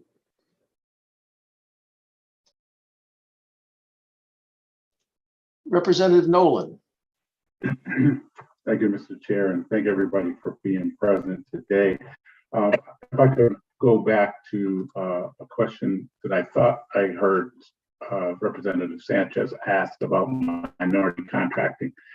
Was the answer that minority contracting, the hiring is the municipality's responsibility, or is that something that you guys look into to ensure that there's fairness going on?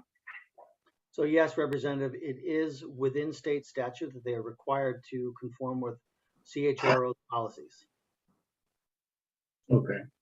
And in regards to, my second question would be in regards to, I guess, districts that might have felt that they were pressured or required to do some things that they would have rather chosen not to do under the last persons in charge. How do we get those districts to talk about those things without having to worry about some kind of retaliation? What is in place for that? I'm glad you brought that up because I want to address this again to Representative Cheeseman. I in no means wanted to blame the victim. What I should have said, instead of their responsibility, I should have said it's the municipality's authority to monitor their own procurement processes. At no point can anyone from the Office of OSCGR give a reference, a recommendation, or a directive, or even an implied threat on any level as to whom the municipality should choose to do the work. The only thing that OSCGR can do is make sure after the fact that the municipality chose the least expensive, lowest responsible bidder. So, and the only point for that is to make sure that we're not allowing the taxpayers' dollars to be spent on the most expensive contract. So, just to apologize quickly to her and answer your question at the same time, what I was really trying to say was it's the authority of the municipalities to do the right thing, so to speak, to follow their processes and procedures. Does that answer your question? It does, and I thank you for clarifying that because I was going to talk about what Representative Cheeseman said also, and you kind of clarified it just now. But in relations to those who felt or were under that pressure of hiring or choosing someone that they preferred not to, how are they to come forward, or who would they come forward to and not have to worry about a backlash and for any kind of corrections that might need to be made? So I think, we would again encourage those school districts and others to come forward and talk with not only our agency staff, with Deputy Commissioner Petra. They can certainly contact me as well, to also reach out, at the same time or alternatively, or, in full part to the Auditors of Public Accounts or to the Office of State Ethics. We, really recognize that in some cases, school districts and others, may be, fearful of repercussions, but as part of our commitment to really, promoting a new program in full transparency and really uncovering, any misconduct that might have occurred through this program, it's really important. And we would urge, anyone that has information to come forward and share that information. And we pledge to work with those partners, to really, to work with them through that process. And to further that, Representative, we recently, I think it was last week, put the direct link to the state auditors on the OSCGR website so that it's very easy to access. Okay. Well, thank you very much for your time today. Unfortunately, I have to jump off to the education meeting, but I just want to thank you for breaking it down for us so we can understand it a little more. I'll probably reach out soon to get a little bit more of understanding. Thank you, Mr. Chair, and thank you for the commissioners being here. Thanks, Representative. Thank you, Representative Nolan. Representative Claridis DeTria.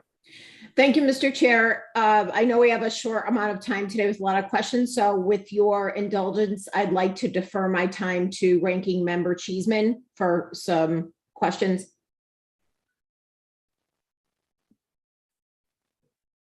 Representative, certainly Representative Cheeseman has the opportunity to speak, and as all members are once we've gone through the first round. So she and nor anyone else will be denied that opportunity.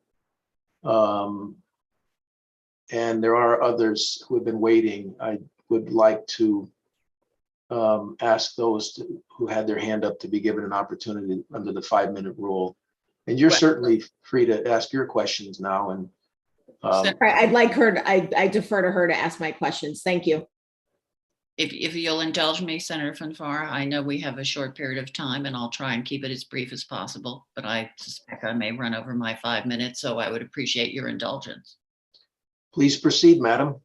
Thank you very much, sir. Just getting back to the questions of the MOUs, Acting Commissioner Gilman. So going forward, we want to make sure these happen in as open and transparent and legal as process as possible. Who typically reviews these? And it's my understanding that our MOUs would be reviewed by the legal teams, the legal directors within each agency, and then certainly by appropriate staff within the divisions of the agencies, and then certainly by the commissioner as well. There may be circumstances where MOUs are reviewed by the Office of the Governor, perhaps the Attorney General's office. I think it probably depends on the subject matter of the MOU. It really is dependent on the specifics of such an MOU. So what determines that? Let's say for a reference to the Attorney General's office, would be a decision of the commissioner? Would your legal team weigh in? How does that happen? Because again, we've seen in this case an MOU that clearly violated state statute, and I'm sort of curious as to what is in place to prevent that happening going forward.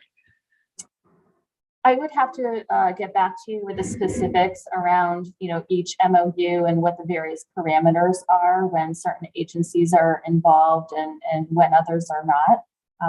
So I can certainly get back to you with, very specific information about that process in terms of review. Again, I think it's fair to say that, we are engaged in hundreds of MOUs as are other agencies, based on, various practices and procedures, sharing staff, sharing, programs.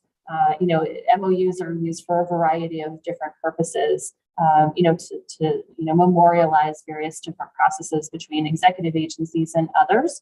So we can certainly get back to you, with some additional clarity around that. Okay, that would be great. And I would also be interested on, I know the comptroller has done an amazing job making, things like state salaries accessible. As far as is there a central depository for these MOUs where we could, we as a legislature or members of the public could be aware of them, obviously where they don't violate certain confidentialities, but how do we know what's in an MOU and what is the process going forward? Certainly the MOUs are public documents, and they can be provided, to legislators and members of the public, as requested. To the best of my knowledge, there is no, one central database of all MOUs across the state of Connecticut, government, including higher ed, judicial, other branches that may be utilizing them. But certainly upon request, we're happy to provide, copies of MOUs, as requested. Again, I want to emphasize that, I think the use of MOUs throughout, state government is, relatively significant based on some of the cross-agency work that our agencies are doing, in particular, over the last few years as we do more and more work, between agencies around different initiatives. Of course. And it's also important that the auditors, to note that the auditors also have access to those MOUs and see them as part of, their routine process as embedded, members within each agency as well. And I must admit, I have seen reference to MOUs in the auditor's reports as they come forward. Now, just looking, following on from some of the things Representative Nolan said. So we've had a list of towns, a number of towns who have alleged that they were pressured improperly into accepting certain bids and contracts. What is the process going forward going to be in terms of, revisiting those contracts? Will they be allowed to rebid? Basically, reforming something that happened in the past and perhaps giving the opportunity for them, if they haven't crossed the Rubicon, for another classical reference, to fix things going forward. So we are looking at all of our procurement processes and looking at, a number of opportunities to change some procurement procedures moving forward, including reducing the terms of various contracts that we have on a master contract for the state. So whereby, now we may have a contract of, 4 to 5 years for certain master contracts. We may reduce that term down to 2 or 3 years and continually review those contracts, for their financial benefit, their pricing, I should say, or other measures, especially given that market conditions frequently change and, owners, can often change too for companies. And also, to the point in the questions around minority businesses and small business contracting, we want to continually offer different opportunities for minority and small businesses to, contract with the state and to have those opportunities. So looking at a number of different ways and mechanisms to create more robust contracting opportunities. And I think, again, important to remind the committee that while we provide, those master contract opportunities, towns and municipalities can certainly onboard their own contractors through their processes. But with respect to the 5 towns, Tolland, Groton, Bristol, Hartford, New Britain, who have alleged this improper pressure, is there a way to make them whole? Is a way to revisit this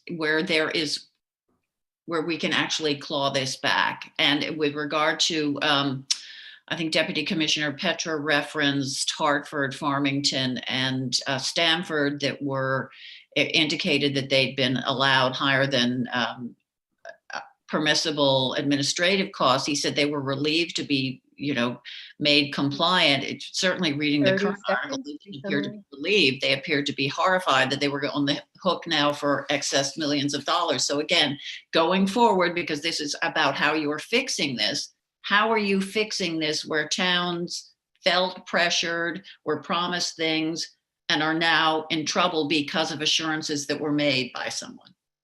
So towns are currently able to rebid on various contracts as they may have engaged in them. So we would encourage towns to take a look at some of the contracts that they may have engaged in, and this applies to any contracts that they have engaged in, whether it's demolition or hazmat or any contracts. So they always have that opportunity to do so.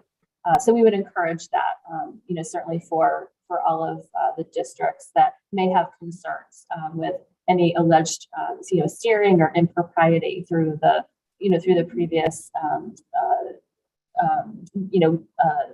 process under the previous director. But I do want to indicate as well that, they can.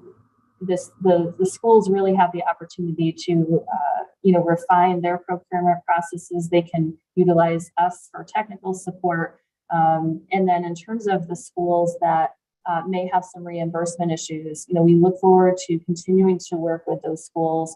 We think that the impact, has been, generally minor in terms of some of the communities, and we've been working with them on some of those issues. And for others that we know of now or that may be discovered in the future, we look forward to working with you as the legislature and certainly the school districts as well to come to some resolutions around those reimbursement levels.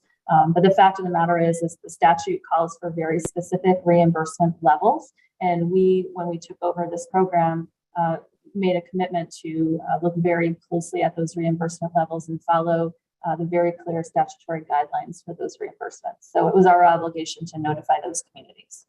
All right. No, have any And in follow-up? support of that, just when we first notified them, we offered to help them and assist them in any way to write special legislation so that we don't have the ability to change the law. We have to comply with the law, but we did offer our support and our assistance in helping them write special legislation, which isn't something we normally would support, but given the circumstances, we went out of our way to do anything we can to help them to write special legislation so that you can decide whether or not they're to be additionally compensated. And we are hiring outside third-party consultants who specialize in forensic construction audits. to look at the demolition and abatement contracts that you listed. So we're going to do a thorough review of them. Okay, thank you. Thank- And in fact, I'm at the end of my time. Am I not, Bree? You are Representative Cheeseman. Thank you very much. And I'd ask that we try to stay as close to the 5 minutes as we can with respect to the others who are waiting to ask questions. Senator Formica. Thank you, Mr. Chair. Good morning, everyone. Thank you. Focused a lot of times on school construction today, but I've not heard anything on the state pier. Could you verify that the state pier is part of this investigation of the school construction contracts? Are they following a similar path, investigating the state pier activities as well?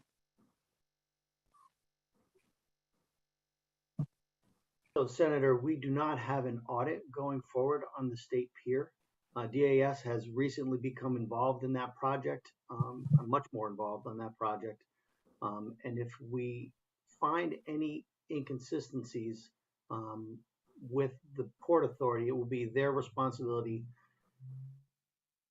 I'm actually getting out on a limb here. I believe it will be the Port Authority's responsibility to perform an audit. Mr. Petra, I would ask that you not go out on a limb with respect to this particular hearing. Senator Formica, I understand your interest, but we have a very narrow responsibility here today to entertain questions and responses from the Department of Administrative Services regarding the school construction program and changes that have been made since the MOU was terminated. Again, I appreciate that, Senator, and except that the same deputy secretary was implicated in both of these operations. And Mr. Petra didn't answer my question, whether that's the investigation is parallel, and seeing as he took over Mr. Diamantis' job, he would be able to answer that question. So if what you're saying is the case and we stick to school construction today, is it the chair's intent to combine with the Transportation Committee and have a similar hearing like you're having today with regard to the state pier? Because as you know, that started at the 50 million, 90 million, 157 million, 200 million, 225 million, and I believe it's still rising. I could only answer that if it's the will of the relevant committees of cognizance to have a forum similar to this, then certainly, that should happen. But I have not heard of that to date, and it doesn't mean that there wouldn't be interest, particularly following this particular hearing. That may happen. May I ask Mr. Petra if he is working on the state pier in Mr. Diamantis' place? I am working on the state pier, yes. Budget. Yes, Okay. basically, essentially. And so I want to be clear that, we are continuing to, address some gaps in the state peer program currently, given the importance of this project, to the region, to the state, and to the governor, quite frankly. But we continue to look at this program in terms of, the statutory authority around it, and then the need to move this program forward. So we can talk about that, further. But I also do want to respect, Senator Fonfera's comments about the scope of the hearing. Happy to talk to you about that program offline. As I want to as well, and I appreciate the good senator for explaining to me the parameters of the meeting today. I have one question regarding school construction. There was a problem that New London had some years ago that cost them a lot of money. I forget off the top of my head the name of the school, but I'm wondering how far back you're going, and if I sent you a note with the name of the school in that particular situation, would you be willing, either acting commissioner or Mr. Petra, to look into that and kind of report? It may not be a front burner thing, but I think it's eerily similar to what's going on with these other towns. Yes, Senator, and really for all of the members that are on this meeting and throughout the entire body, we encourage you to reach out, not only to me, but also to Noel, on any concerns or issues that you have, regarding, the past nature of the program, but also moving forward. We look forward to working with you and your school districts on future programs. That's really our job, is to work with you and to serve your constituents and your members. So please reach out, and we're happy to have those conversations. Thank you very much. Thank you, Mr. Chair. I appreciate your time and latitude. Thank you, Senator Formica. I hope that if you didn't hear my remarks at the beginning of this forum, I feel the legislature's role in oversight is a very important one, and one that is not exercised adequately, in my opinion. And so please do not take my comments regarding this particular forum as suggesting that there ought not be consideration of other efforts for the legislature to understand the procedures and policies of any agency, not just the Department of Administrative Services, but of any agencies, and what may come from that. Well, thank you, Senator. Please include me as joining you in that effort, and I will do whatever I can to support you in that. Thank you.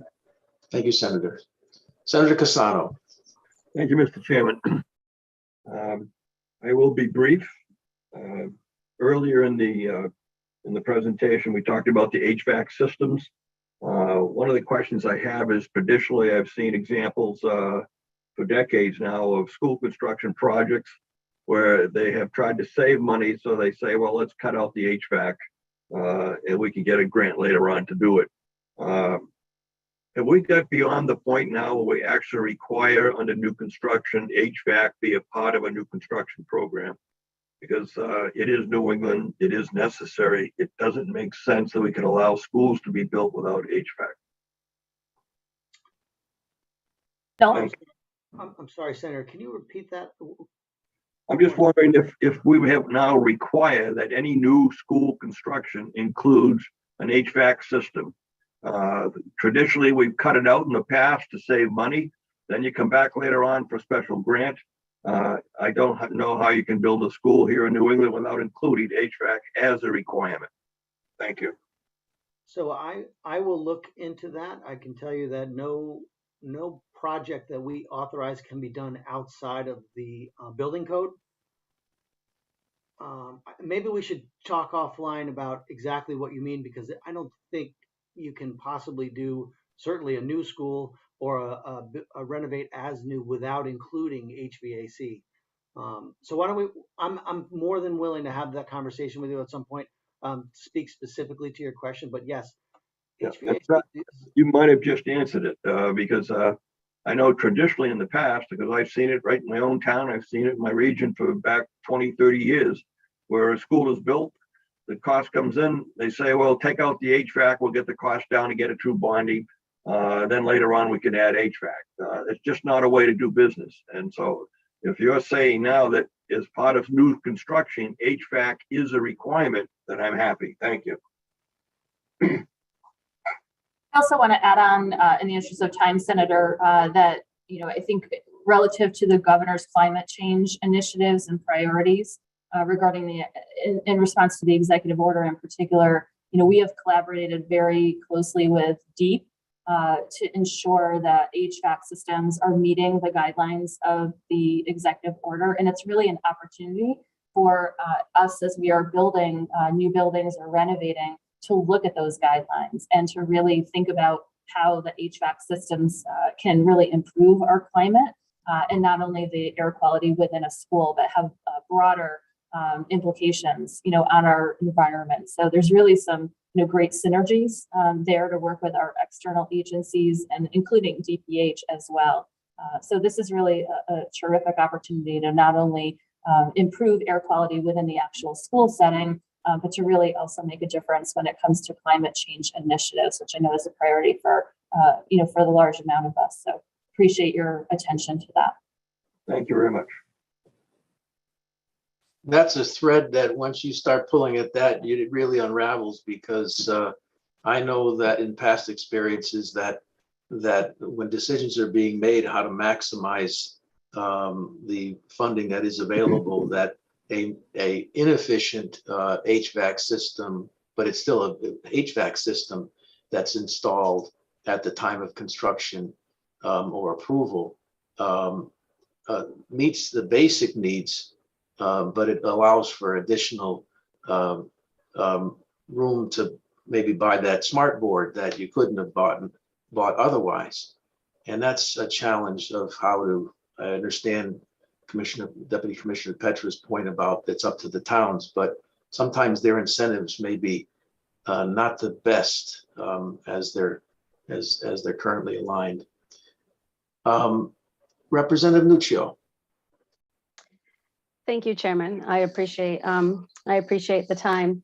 I'm going to try to be very brief and concise on this. I'm the representative for Tolland, so among Wellington and Ashford also. But so we heard that we have the assurances that this isn't going to happen again, and that there are processes in place. So what my question is to the commissioner, the deputy commissioner, is were any red flags raised when the school operation project was moved before, and if so, to whom?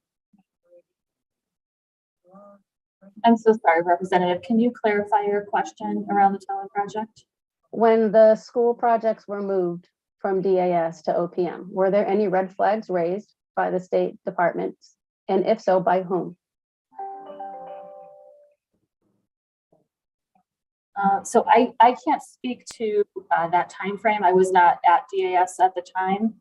Noel, I'm not sure if that also fell under your time here, but you know, we're certainly taking a look at the challenge project overall, and you know, working with the school district, you know, on any issues, you know, that have come to light, you know, since the change back to DAS, and then sort of, and again, certainly over the time frame from when Birch Hill was constructed. I know some of this is under the purview of the investigation, so I do want to be mindful of that.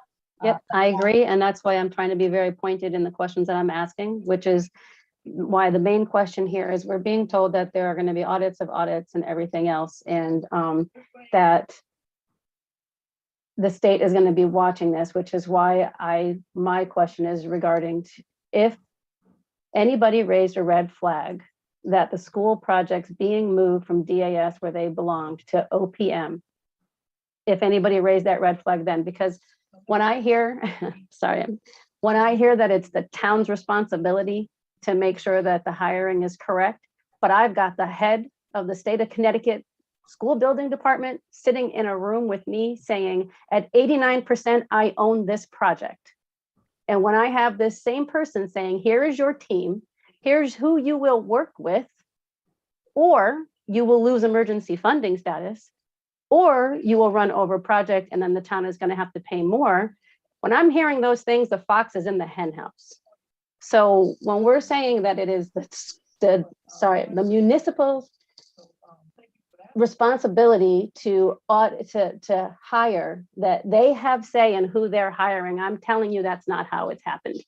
So the audit on an audit of an audit, talking about who's auditing the state? If you're auditing the town to make sure that they're hiring people and looking at, you know, their processes, who's looking at the state's processes? Because that's where I'm seeing the major disconnect here right now. Who raised the red flag that this project should not have been moved from DAS to OPM? Why was it not listened to?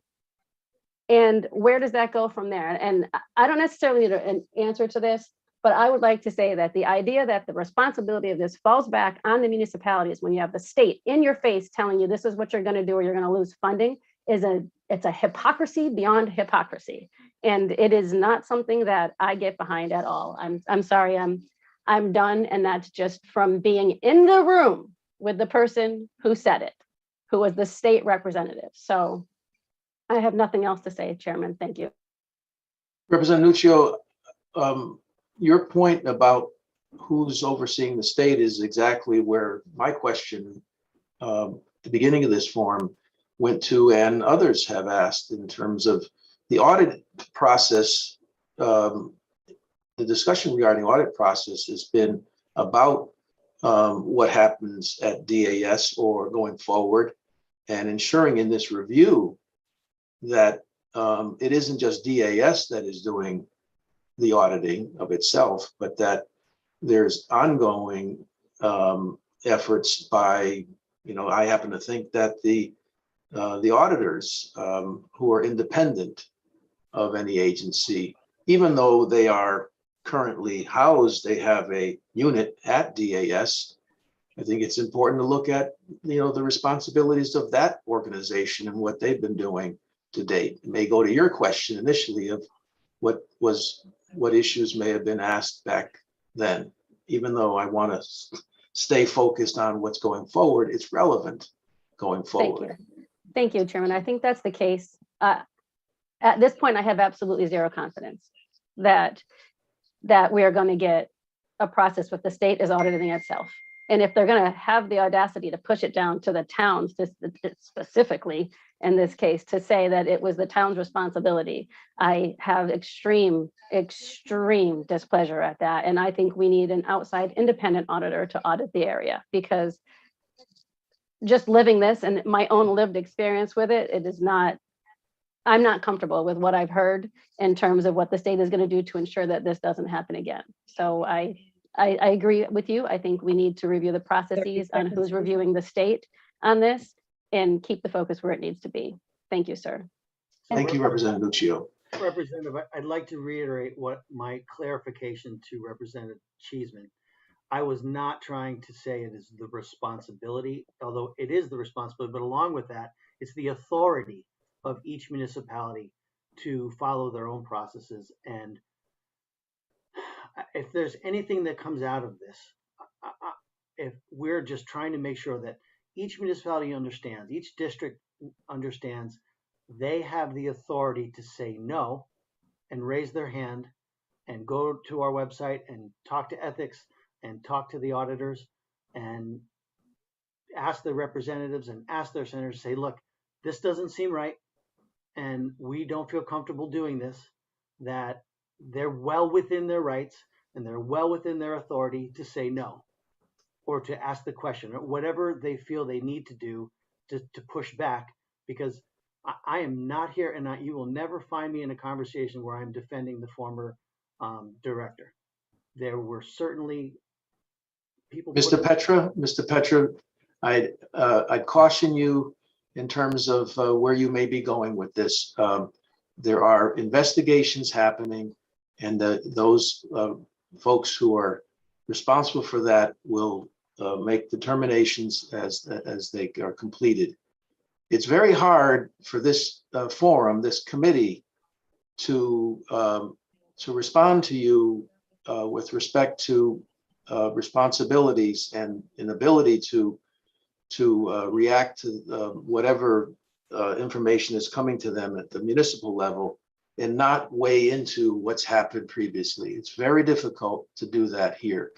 And I would ask that we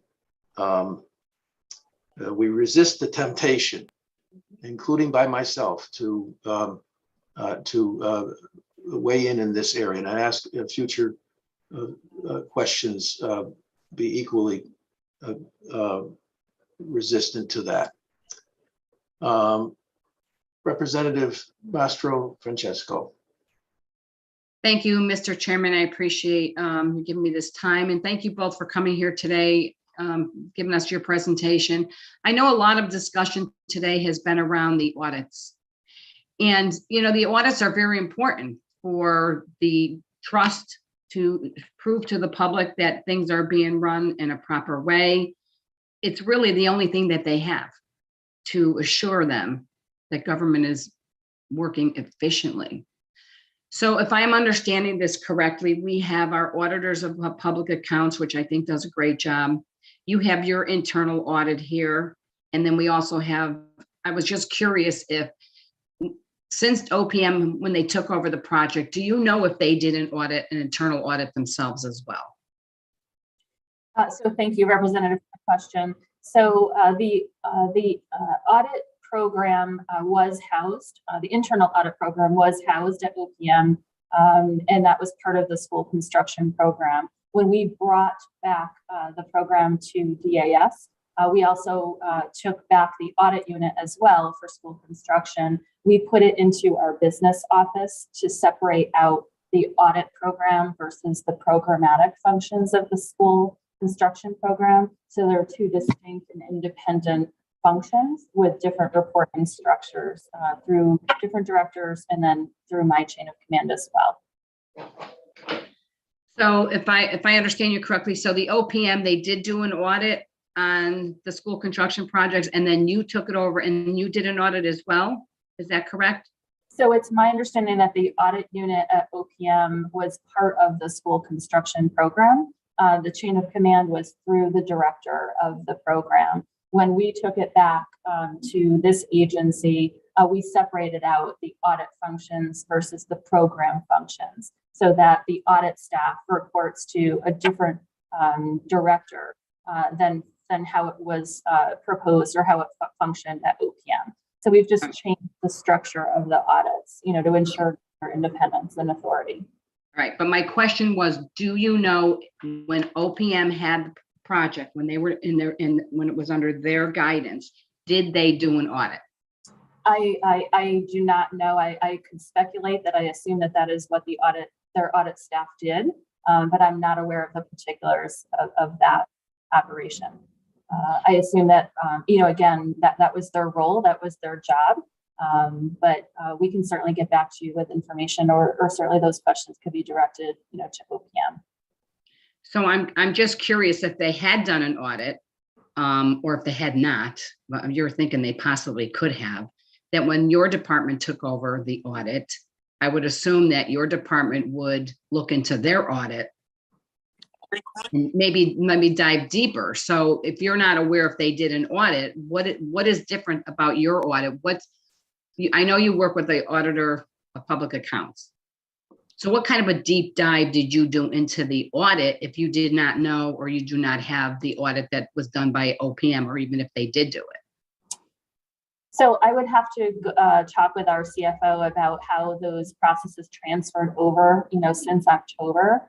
Certainly our business office has been reviewing those records.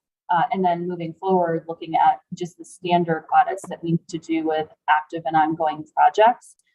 So there are a number of audit functions that our audit team is performing now. And part of why we wanted to bring in this external audit team is to do an audit of the audits that took place from 2018 through present, or really through the December, January timeframe of 2021. Again, to ensure that those audits were done with full transparency, that there are no issues with that audit process. But given that, we are indeed reviewing the audits of the audit, it seems to speak that there were indeed audits done throughout that time frame. But Right. that's what that external will assure us of both the process and then the quality of those audits as well. Right, and I understand that. What I'm trying to get through here is how does it fall through the cracks? So the auditors of public accounts, they did their audit.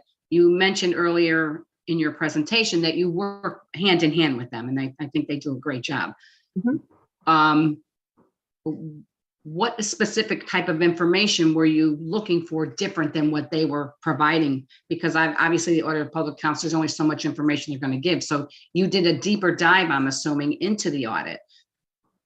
Can you just kind of elaborate what's different from your findings than theirs? 30 seconds, please summarize.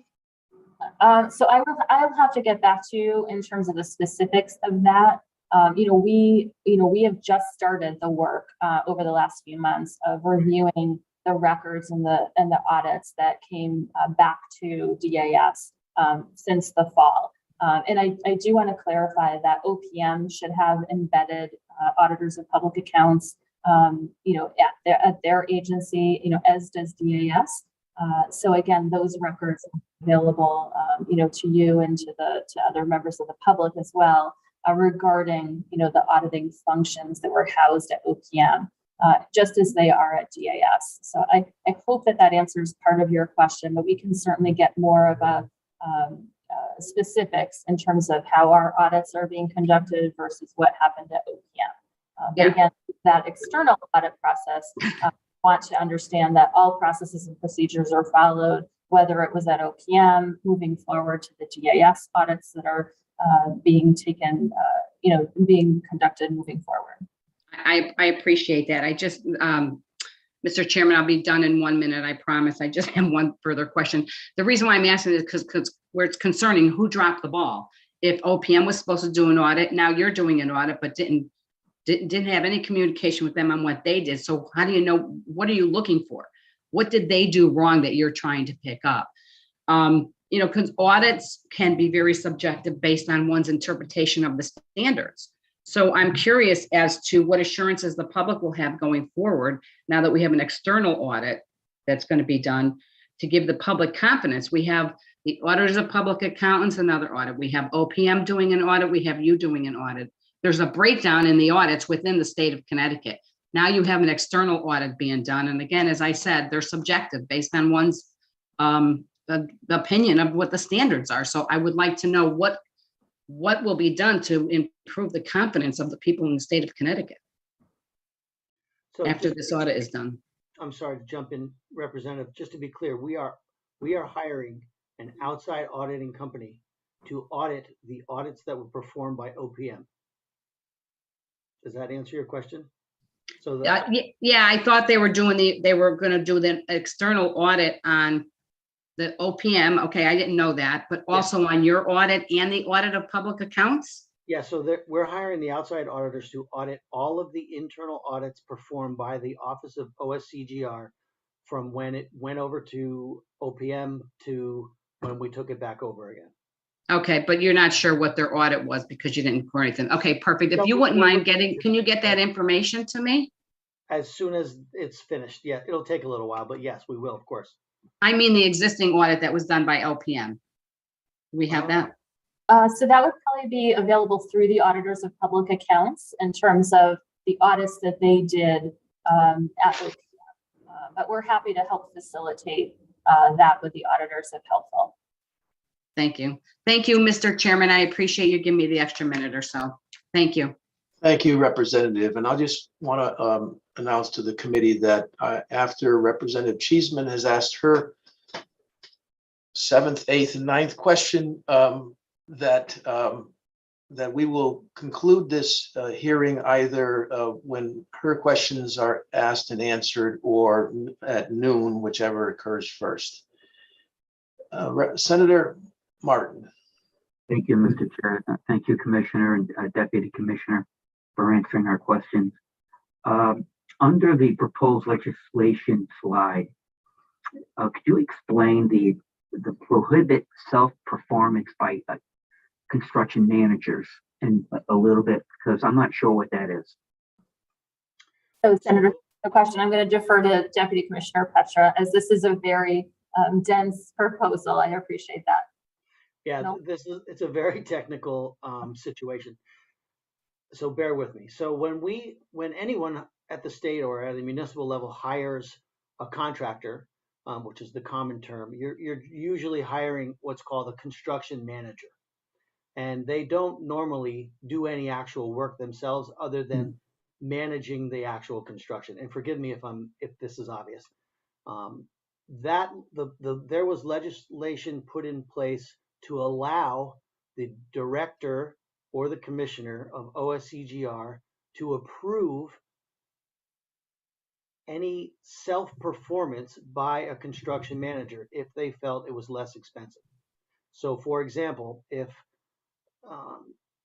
you hire, construction manager A, and they say, "Hey, I'm going to self-perform half the work myself," they actually wouldn't be required to bid it. So it created a process where,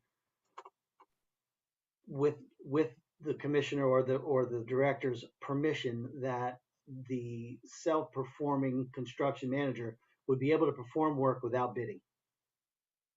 So the director had some latitude. At what point does that latitude stop and a a competitive bid is required. It would not under that legislation. So there was no limit. There was no limit. There was no limit. So that sort of leads me to the next question. I only have two others, and that is the authorization by the Office of School Construction and Grant Review. I believe that you mentioned earlier that most reimbursements, and I don't know if change orders come into this or not, and if not, to what latitude whomever has that authority would have. But when do your review or grant approval come into play? Seems like somewhere along the line here, approval was not given by that office. So, and again, it goes back to the director. How much latitude was that director given?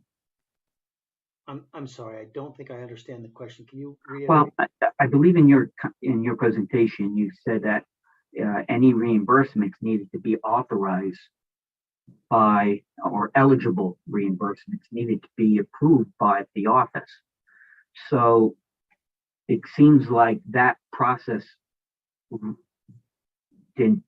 wasn't, I guess, that process or that approval wasn't given by the office. And I'm wondering, were change orders in part of that reimbursement authorization? Was it the director had the latitude regarding authorizing change orders or reimbursements? And how did it not get approval from your office? I don't know specifically what instance you're referring to, but change orders are definitely part of the reimbursement process. They are reviewed by our plan reviewers, and then they are reviewed on top of it by our by Michelle, who runs grants, to make sure that they're in compliance with statute and regulation. So change orders are definitely part of the project. I've never seen a construction project that did not have change orders. And so we have a system built in to review and approve and authorize whatever is eligible within the change order. But if there are aspects that are ineligible within the change order, we will notify the district, say that this change order is, this aspect is not eligible. But any of these schools, these districts, were some of those authorizations were some of those authorizations not approved by you? There were, so for this past year, for the 30 seconds. For the priority list this year? Well, any of these projects that are under, I guess, investigation? Or No, we haven't been involved in authorizing any of the projects that are under. I'm sorry. I guess I don't quite understand the question. Okay. I'll move on to the next question. So we're having all these audits, and should an audit come back and there's some wrongdoing, what's our recourse? Will there be penalties of some sort? 5 minutes. Senator, I think we're going to need to take a look at what the recommendations are in the audits and any findings that come out of those. I wouldn't want to speculate on any of those until we actually see them, see the reports. Thank you. Thank you, Mr. Chair. Thank you, Senator. Representative Doucette. Thank you, Mr. Chair, and thank you, Commissioner, Mr. Petra. Good to see you. Thanks for your responses today. My question, digging a little deeper on the rules and the governing law on the bidding process. And as I was sitting here, and Senator Martin was sort of starting to get at maybe, I think, some of the same sort of generally some of the same stuff we were talking about. Or I was thinking of, the statute governing the bid selection process and what is referred to, I think, in the statute as the pool, which I think is the same thing as what we're talking about, sort of the preferred vendor list. Is that do you have any proposals regarding that process and that statute? Is the first question. And second, is that statute also governed by elsewhere in the law and with respect to the selection of public bids and projects? If you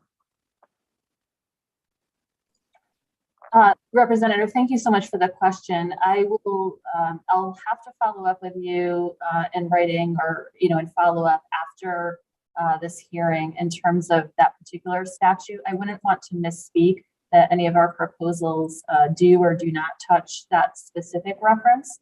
But I do want to emphasize the point about the preferred vendor list is that we do offer a master contract list that schools and others can certainly utilize. But we don't, to the best of my knowledge, indicate that that's a preferred list. It's an option for schools to utilize that, or they can utilize their own vendors and not utilize those master contract options at all. And we have clarified that again to school districts in writing through some recent communications. Noel, anything?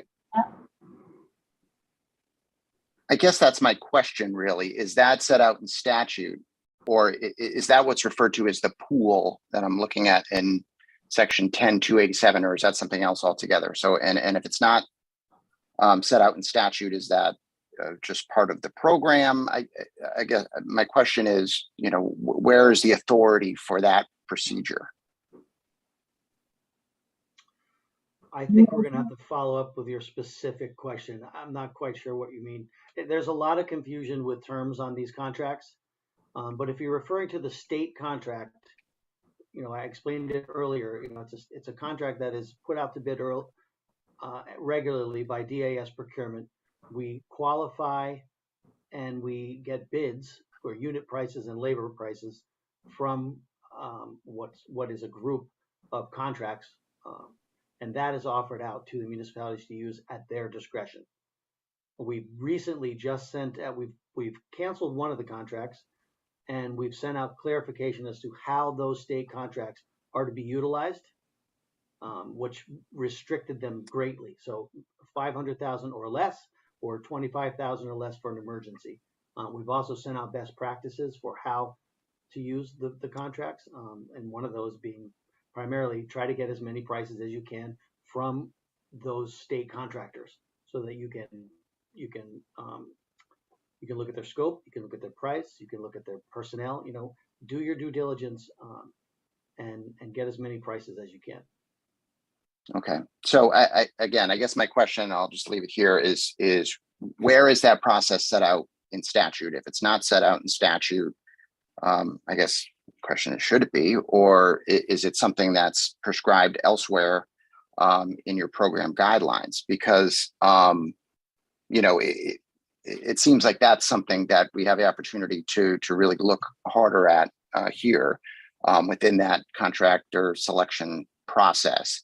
In terms of the lessons that we perhaps are learning from what we're going through right now. So if you could follow up, that'd be great. Just so I understand what we're talking about here. And again, if the answer is 30 no, seconds. it's not set out in statute, then perhaps that's where we need to go.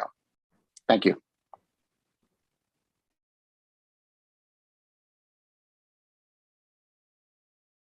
Thank you, Representative Doucette.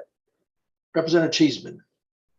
Thank you, and I'll try to be brief. And I did thank you for your indulgence, Chairman Fanfare. And I would ask, I'm sorry that there's a time limit, because I know there are other people who have additional questions. I'd love to hear from the commissioner and Deputy Commissioner Petra that if we desired, they would come back and answer further questions. And also, when they complete the process, when they have those audits, that we be given a chance to review them and then talk to them again going forward.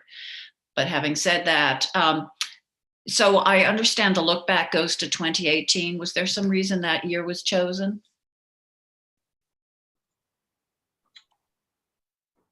I believe that coincides with, the previous director's tenure at OPM, and slightly, beyond that point as well. With that said, we're certainly open to reviewing additional records as needed. Again, the Auditors of Public Accounts continues to monitor any and all documentation relative to this program and certainly others. But this is an initial audit that we're taking on, and certainly not limited to future expanding the scope of that audit, including the records reviewed, the programs reviewed, and reviewed as well as needed. Okay, thank you. And I'm looking at the meeting notes from the meeting with Governor Lamont and the State Building Trades Council, and there's reference to the trade labor list or state contract list. It appears from these minutes that DAS extended the contracts another 3 years without going out to bid. Have you addressed that? So as I indicated prior to, we are looking at our procurement policies and procedures, and while it is acceptable, under statute and with approvals, by other agencies to move forward on extending certain contracts, we are looking at opportunities to shorten the timeframes of contract engagements with the state, and then also around extensions of those contracts as well. So whether we go to a straight out shortening of the term, 2 to 3 year term time frame with no opportunity to extend, or really look at that process on a more robust level. That's part of what we're looking to do. And again, not only does that apply to those contracts associated with construction, but across our whole book of business. And again, I think that's best practice. Look at all of the competitive opportunities for goods and services and other procurement that the state does. Okay, thank you. And obviously the governor and his people aren't here to answer. It does appear from the minutes that the issue of the improper pressure was raised. But for you going forward, how are you going to deal should, whether it's building trades or towns come forward to you?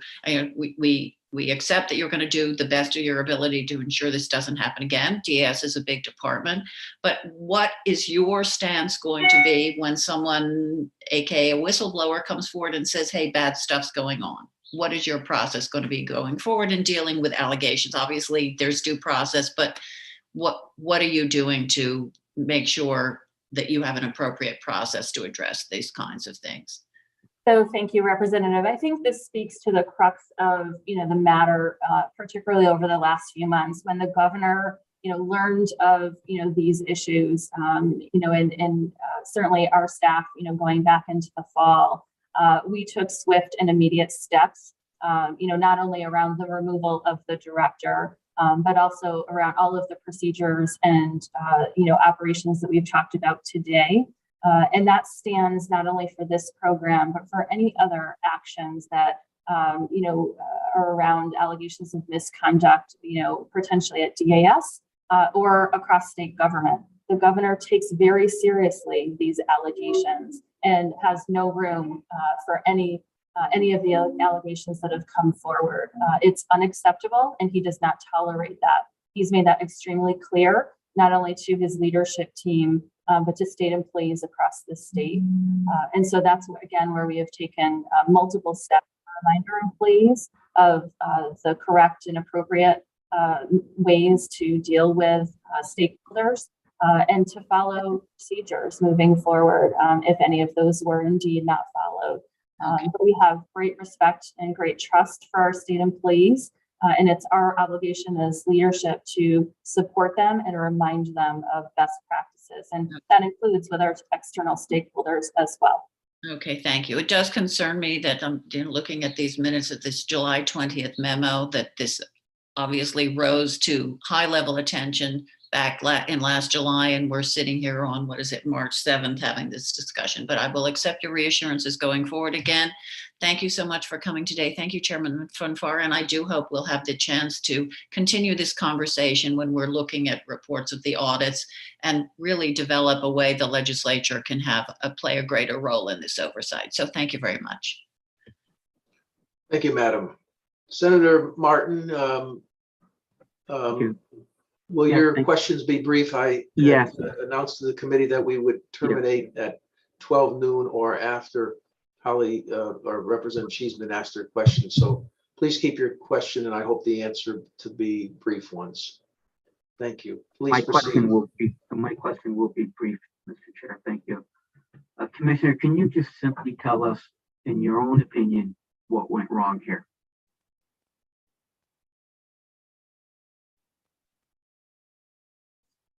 I'm sorry, can you elaborate? I recognize We are here for a reason. And we've read a lot of different things, but in your opinion, can you tell us what went wrong?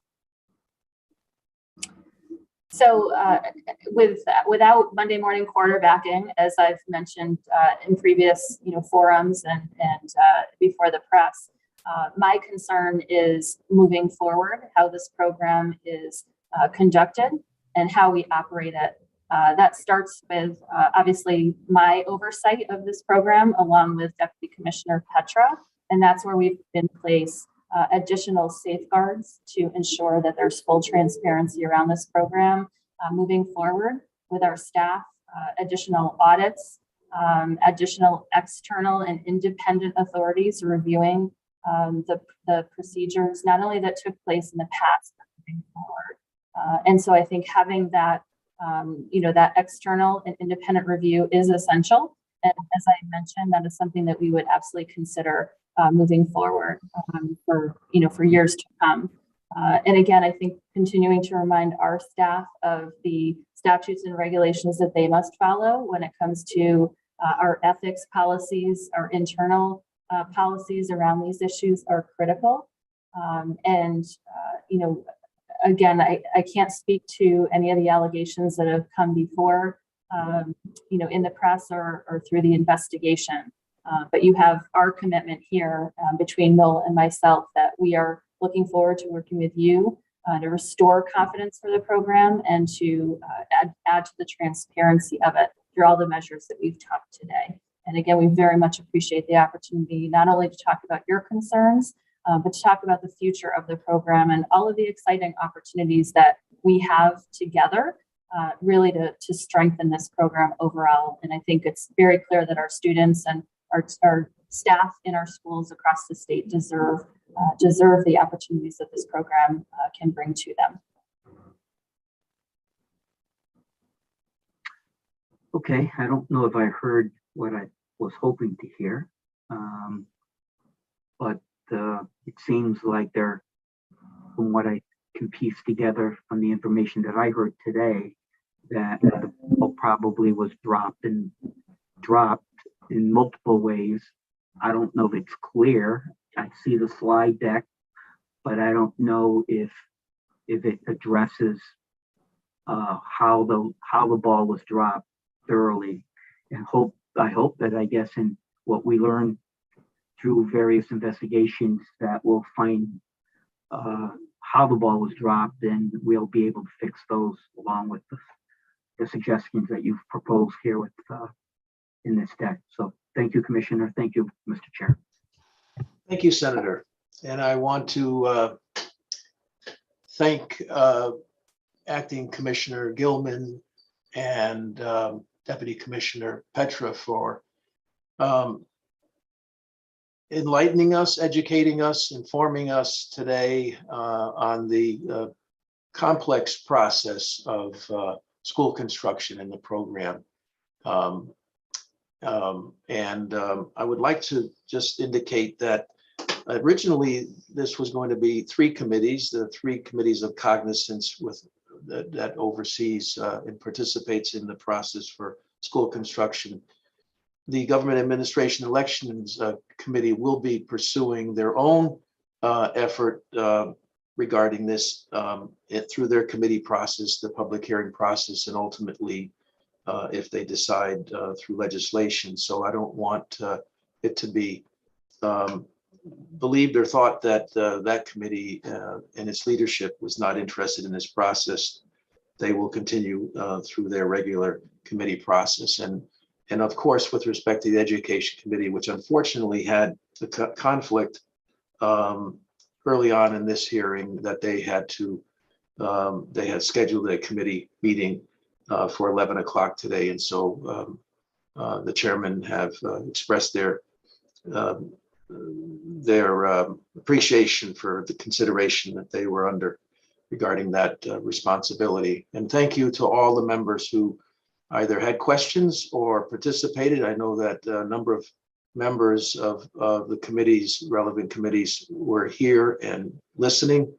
Even if they didn't ask questions. And I think you can tell, Commissioner, that there is great interest in the role of the legislature and in terms of understanding how decisions are made and what oversight there is at the various levels. And I don't think this is going to end at this point. Certainly it's the beginning, and nothing you've said that would suggest that you feel otherwise or that should be otherwise here today. And most importantly, that the public have confidence. It was said a number of times here, and I think it's important to reemphasize that the process, no outcomes have been arrived at in terms of the past practices, and everyone is afforded the opportunity to be heard and to address those issues, no matter what role they might have played. And hopefully we will have answers to those going forward. But irrespective of the outcome of that, what's most important is that a review of a program such as this, with the millions and millions, hundreds of millions of dollars that are expended of taxpayer dollars, that there is confidence, whether or not it's, let me just say this, the press doesn't write about planes landing, okay? And all too often, we do things following a particular circumstance. That should not be the only way in which we understand and have confidence that the policies and procedures of state government are being done properly. And that's a role for the legislature as much as it is for your agency, Commissioner, as well as any other agency of the state and as well in the executive. So I thank you everyone for your interest and your participation, and we'll conclude this hearing at this time. Thank you. Thank you all.